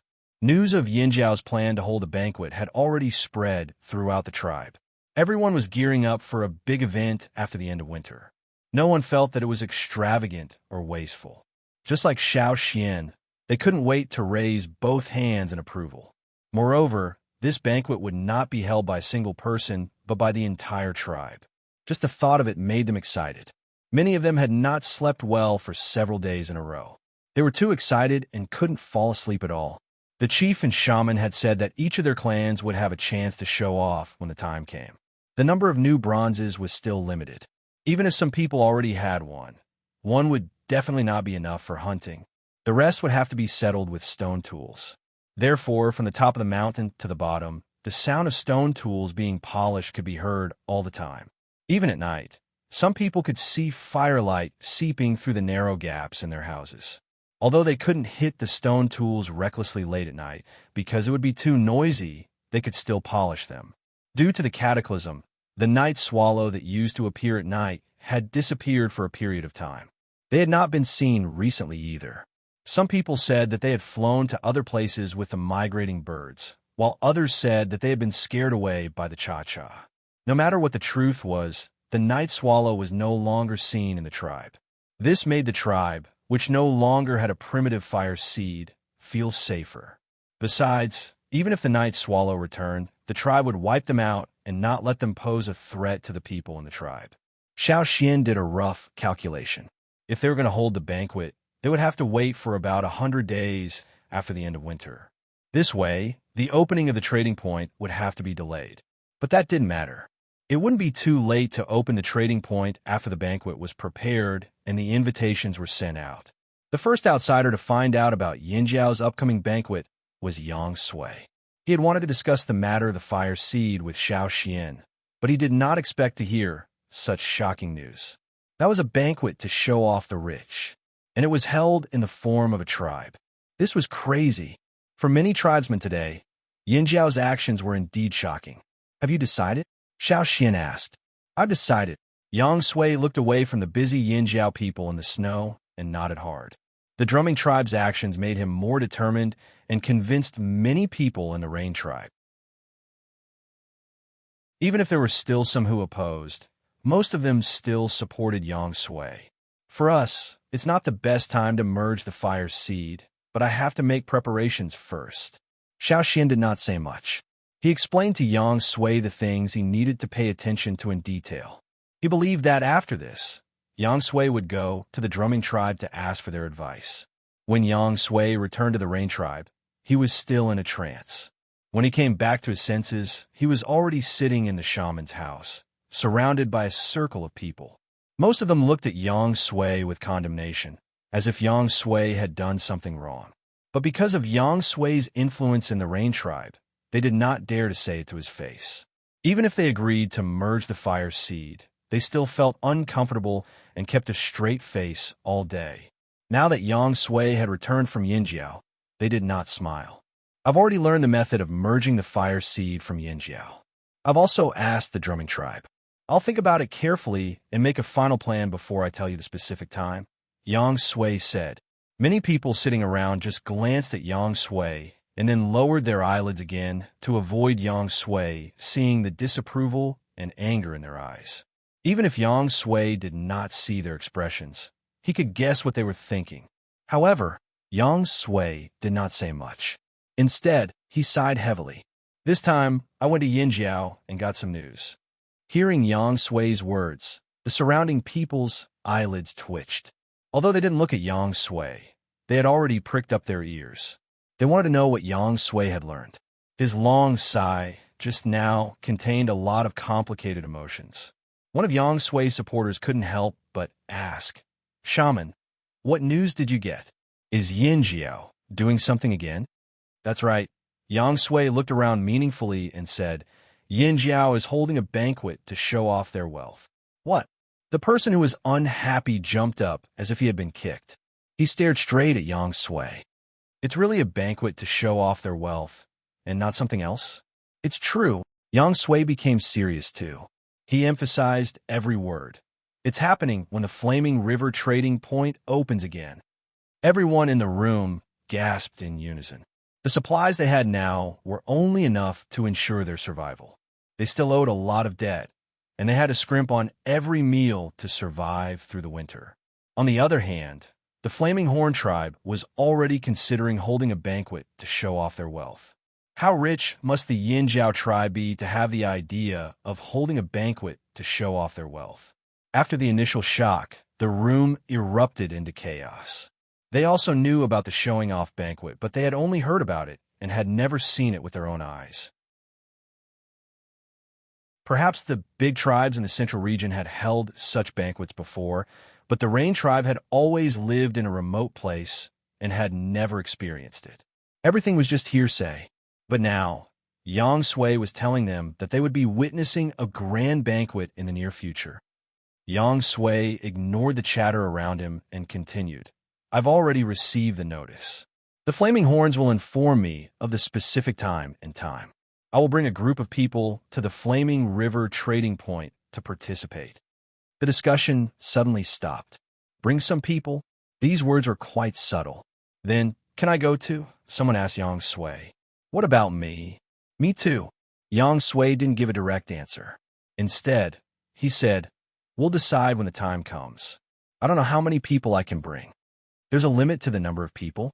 What's the point of that? How many people do we have? An elder complained. His words were laced with jealousy. It can't be helped. After all, the Flaming Horn tribe still needs to invite other tribes. That way, there will be more people. That's why every tribe has a quota. The Grand Elder of the Flaming Horn tribe asked me to prepare in advance so that I don't know who to bring. Of course you're bringing me. Shaman, I've always supported you. Me too, me too. Shaman, I suddenly feel that merging fire seeds isn't bad. Yinjiao can already hold banquets, and they've already merged their fire seeds. You can't go wrong following them. Yang Sui looked at the people around him. A few days ago, they were still strongly protesting, but now they had changed their minds. It wasn't that they changed their minds because of Yinjiao's banquet, but they knew that the merging of fire seeds couldn't be changed. Even if they protested, it was useless. Instead of continuing this stalemate, they might as well use this opportunity to show their loyalty. Who knows, they might even be able to attend Yinjiao's banquet. They had never really attended a banquet in their lives. In fact, the meaning of the banquet had changed a little. In the beginning, it was a way for the leaders of the tribes to show off their abilities and increase their prestige. If it was a banquet organized by a powerful tribe, the people invited were all influential figures in their respective tribes. Attending such a banquet was also a form of recognition of their status. At least, it was said that the banquets organized by the central tribes were like this. Presumably, the banquet organized by the Flaming Horn tribe would be similar. How could they let go of such an opportunity? Yang Sui smiled. He mentioned Yin Jiao's banquet for this purpose. Driven by benefits, these people would be more supportive of him. With the success of the Flaming Horn tribe as an example, those who had previously opposed the idea would now reconsider. Even the few stubborn old men in the tribe who were the most against the idea had begun to waver. The banquet's impact on the tribesmen was much greater than Xiao Xian thought. Xiao Xian didn't know that Yang Sui had already used the banquet to win people's hearts. He was also preparing for the hunting after the end of winter and the sacrificial ceremony.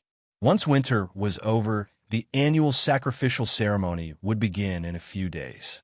Returning to this place again, there were more people and the mountaintop was already crowded. He had been renovating the mountaintop with others these days.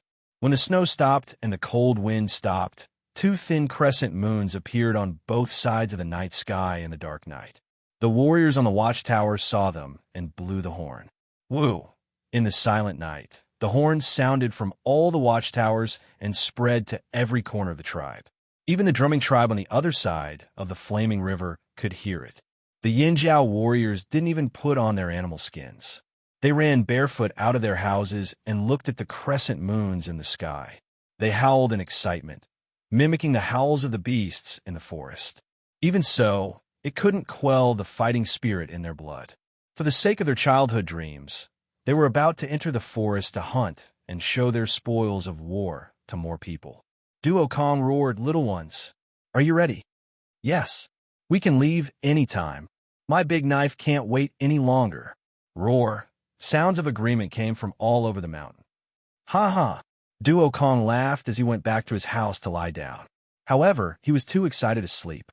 He closed his eyes and counted the bees for a while, but still couldn't fall asleep. He rolled over and ran to the next house to grind his stone tools. On the other side of the flaming river, many people in the drumming tribe heard the commotion from Yinjiao. They also knew that Yinjiao wanted to hold a banquet and were very envious. Because of this, many people in the drumming tribe felt less nervous about merging their fire seed. Yinjiao was the first tribe they knew of to merge their fire seed. The more successful Yinjiao was, the more it proved that this path was feasible. Naturally, they would feel more at ease. Fusher looked at the other side of the river. He couldn't see the other side because of the trees, but he could guess what was going on based on the sounds he heard. "We'll get better and better too." In the drumming tribe, those who woke up only opened their windows or listened to the sounds. They didn't come out. A few people walked out of the houses in the center of the drumming tribe. They walked hurriedly and looked nervous as they ran towards the shaman's house. Chief Fan Mu pushed open the door and entered the shaman's house. There were already a few people inside. The person in the middle was the shaman of the drumming tribe. At this moment, the shaman held a water moonstone in his hand. It didn't have any light and was very rough. It looked like a normal stone in the river.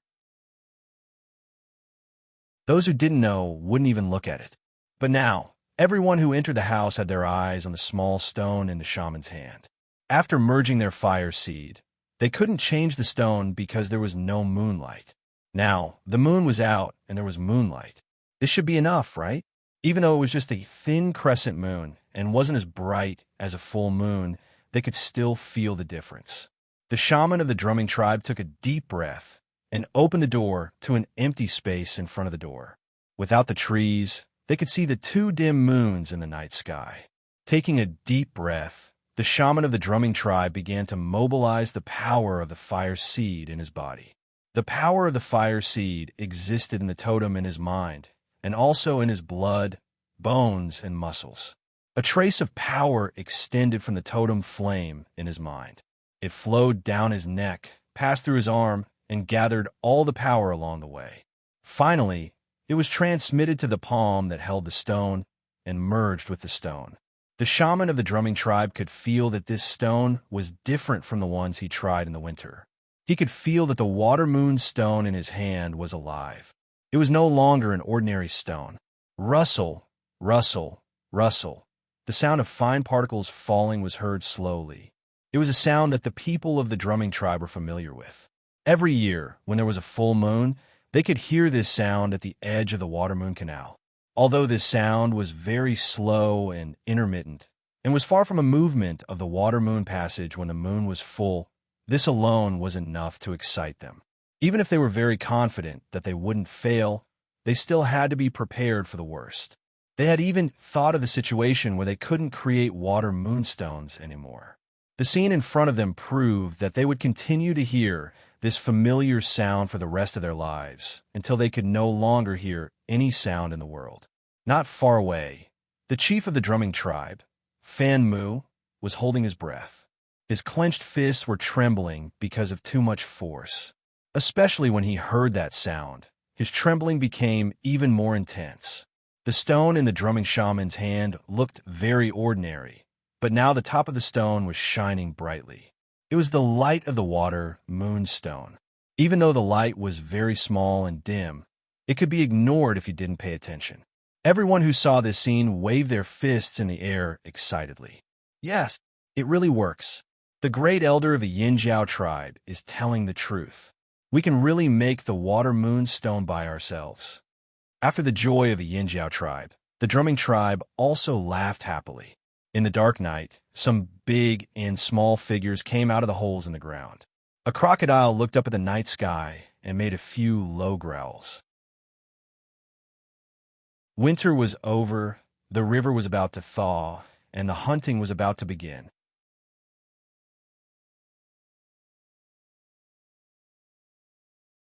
Chapter 609. After the ceremony in Yinjiao, Xiao Xian returned from his hunt in the forest. He returned to the tribe with the rest of the hunting party. According to the rules here, they walked up the path of glory from the bottom of the mountain to the top. They went through the cleansing ceremony and sorted out the game. When everything was over, Guizhe told Xiao Xian that the shaman of the drumming tribe had come to visit 3 times while they were out hunting. However, he didn't seem to be in a hurry, and it didn't seem like something big had happened. The shaman of the drumming tribe? Xiao Xian thought for a moment. The shaman of the drumming tribe had come to visit him so frequently because of 2 things. It was either the fire seed or the water moonstones. He didn't go to the others? Xiao Xian asked. If it was the fire seed, the shaman of the drumming tribe would have gone to the 2 former shamans of Yinjiao, who had already become elders, if he didn't see Xiao Xian. No, he just came every time to ask if you're back, and then he left. Guizhe briefly explained what had happened during this period of time. I can roughly guess. Xiao Xian passed the game in his hands to the warrior beside him and pointed at the 2 sharp teeth of the giant beast. Keep an eye on this pair of teeth for me. You guys handle the rest. The warrior in charge of handling the game quickly nodded. Because they brought back too much game this time, after they brought back the game, they were all processed by the experienced old hunters. Then, they were thrown into the ice cave to freeze or pickle the meat. The rest of them went back to rest. For the Flaming River Trading Points banquet, this was their first hunt of the year. Everyone was exhausted. They had gained a lot from this hunt. Maybe it was because everyone had merged with the fire seed, or maybe it was because of the new bronze equipment plus the excitement of the banquet. The hunting party was much smoother than before. The trophies they brought back were piled up like a mountain. This time, Xiao Xian and the rest of the hunting party went to the green patch in the forest. It was an area dominated by plants. Because it was more dangerous there, Xiao Xian didn't bring Caesar along. After losing an eye, Caesar's movements seemed to have returned to normal. However, if he really went there, he would still be restricted. That was why Xiao Xian only brought Cha-Cha. Speaking of which, Xiao Xian found Cha-Cha there. At that time, Cha-Cha was just an egg stolen by other birds. When Xiao Xian brought it back, he almost cooked it and ate it. This time, Cha-Cha followed Xiao Xian to the green patch and fought with the flock of birds there. However, they were birds of the green patch, and there were many of them.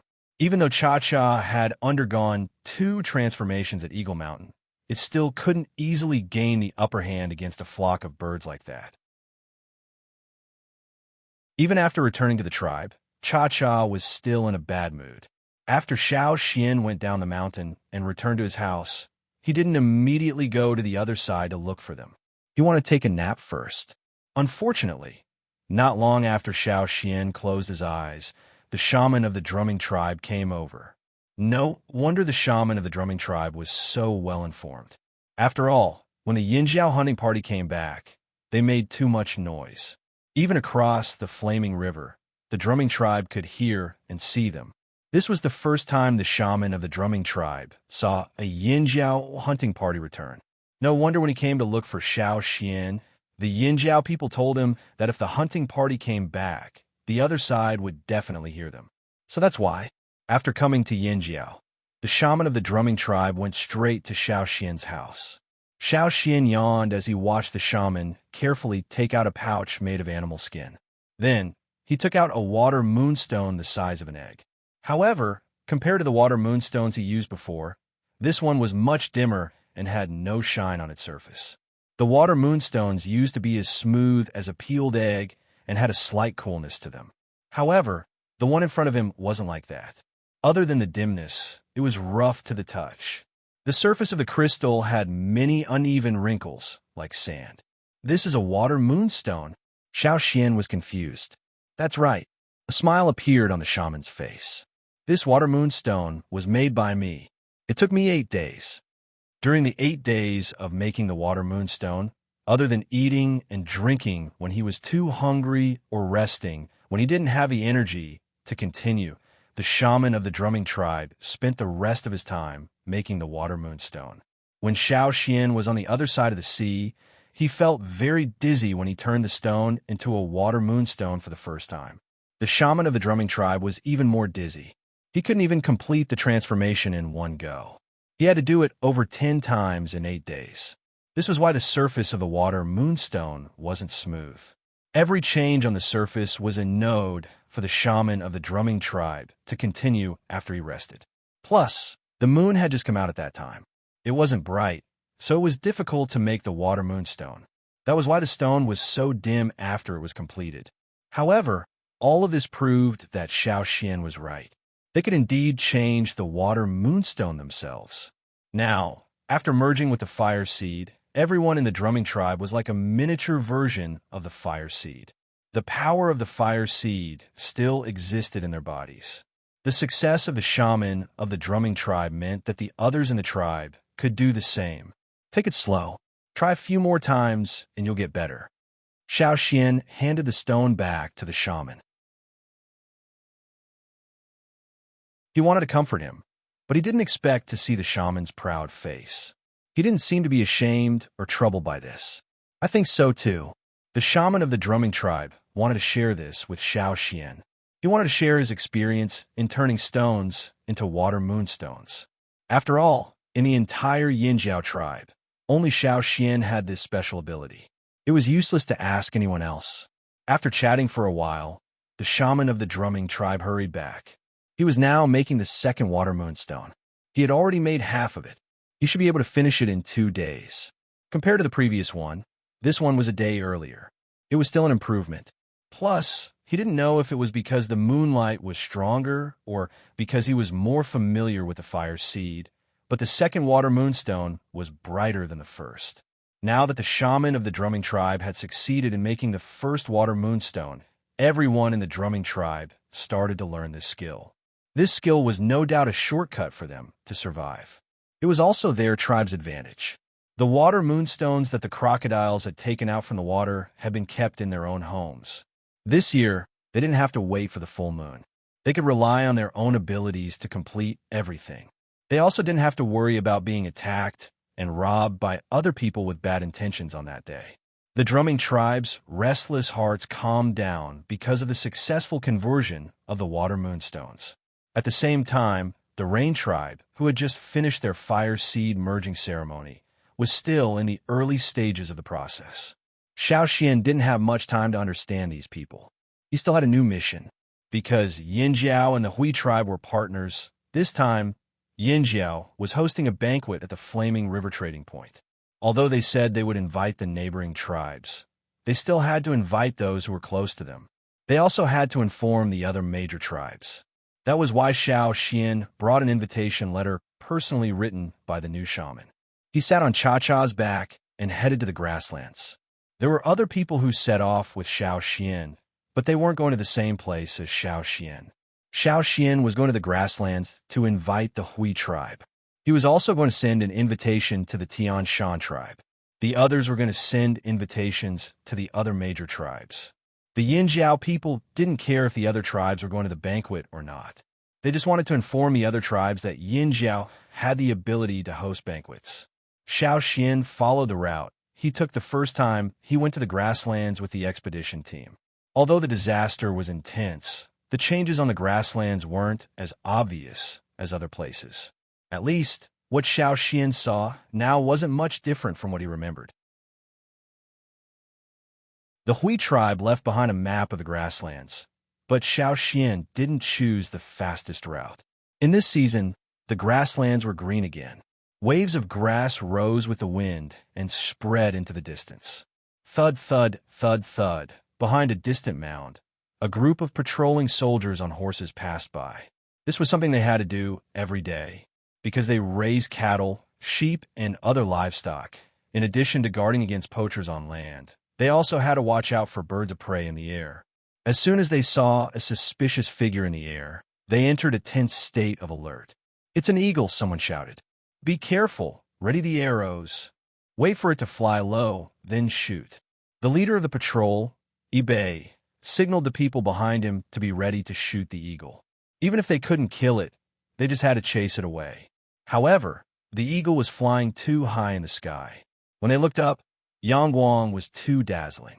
Plus, the eagle was flying so high that they couldn't see what it looked like. They could only tell that it was an eagle based on experience. As for what kind of eagle it was, they couldn't see it clearly. "Leader, it's flying towards our tribe," someone shouted anxiously. The area they were patrolling now was only the edge of the Feng tribe. If they went further, there would be herds of cattle and sheep grazing on the grasslands.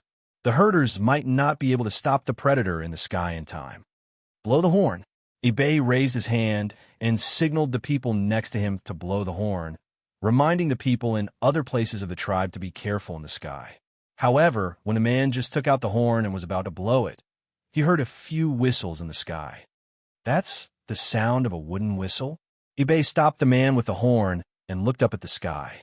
He used his hand to block the dazzling Yangguang and stared at the figure in the sky that began to fly lower. If someone whistled, it meant that it wasn't an eagle living alone in the forest, but belonged to a tribe. There were too many tribes with eagles on the grasslands, and the whistles in the sky didn't belong to any tribe he was familiar with. The whistles continued. After watching for a while, Bei waved his hand, "Put away the arrows." No matter who it was in the sky, they didn't mean to attack or steal. Otherwise, they wouldn't have been discovered so easily and didn't try to hide after being discovered. In this case, it wasn't good to point arrows at them. On the grasslands, pointing arrows at the other party wasn't a friendly gesture, but an offensive one. Before figuring out the other party's background and intentions, Bei didn't want to offend them easily. Their tribe was located at the edge of the grasslands, so they had more contact with traveling teams. When they encountered things, they had more to think about. They thought more comprehensively than many tribesmen who didn't interact with the outside world. Of course, putting away the arrows didn't mean that they didn't have to be on guard. The people who put away their bows all touched their knives. However, when Bei saw the figure in the sky flying closer and closer, his eyes became bigger and bigger. That. What is that? It's so big." The people behind Bei looked at the approaching figure and said. They didn't feel it when they were far away, but now that they were closer, they could estimate the size of the eagle in the sky. That was why they were so shocked. On the grasslands, there were many tribes with eagles, but only a few tribes had eagles like this. The two most famous tribes were the Hui tribe and the Tian Shan tribe. Even though they both lived on the grasslands, Bei didn't know much about these two tribes because he rarely interacted with them. That was why he couldn't tell which tribe the whistle belonged to. The eagle flew over the horses. Even though it was still some distance away, the wind from the flapping of its wings almost blew the people on the horses away. When the eagle flew over, a figure jumped down from its back and landed steadily on the grassland in front of the horses. Ebay and the others looked over and tightened their grip on the hilts of their knives. They stared at the young man with a bag on his back. "Everyone, long time no see." Xiao Xian greeted them with a smile. Ebay felt that the person in front of him looked familiar, but he couldn't remember who it was. Xiao Xian, it's you." Several young figures in the crowd jumped down from their horses and ran toward Xiao Xian. The first one was Guaer. When old he and the others were still wanderers, they had been hurting for Guaer's family. Speaking of which, Xiao Xian had saved Guaer's life and carved a wolfwood carving. At that time, Guaer was just a child, but now he was a teenager. Doya and the others beside Guaer had also grown up. Now, they were warriors who could officially follow the patrol. Their clothes were different from other children in the tribe. As soon as Guaer shouted, Ebay remembered. The vigilance on his face faded, and he smiled. The Yinjiao tribe was more powerful than their tribe. They were always polite to people from powerful tribes, not to mention old acquaintances. However, he didn't know why the Yinjiao people had such a big eagle. The last time he saw Xiao Xian, his eagle was not so big. Did they change it? "Why did you come to the grassland at this time? What's the matter?" Ebay asked. "I plan to go to the Hui tribe." Xiao Xian didn't hide this. Hui tribe? Ebay was puzzled. Why would they go there? To invite them to the banquet at the Flaming River trading point. Banquet? A weak tribe couldn't host a banquet, let alone a banquet that invited people from a big tribe. "Oh, right, this is for you." As he spoke, he took off the things on his back and unwrapped the linen cloth. With a flick of his hand, he tossed 2 giant beast teeth to Ebay and the rest. Ebay caught one of the beast fangs, but his hands were trembling as he held it. He had never seen such a big tooth. You're tuning into the Warrior Lore YouTube channel.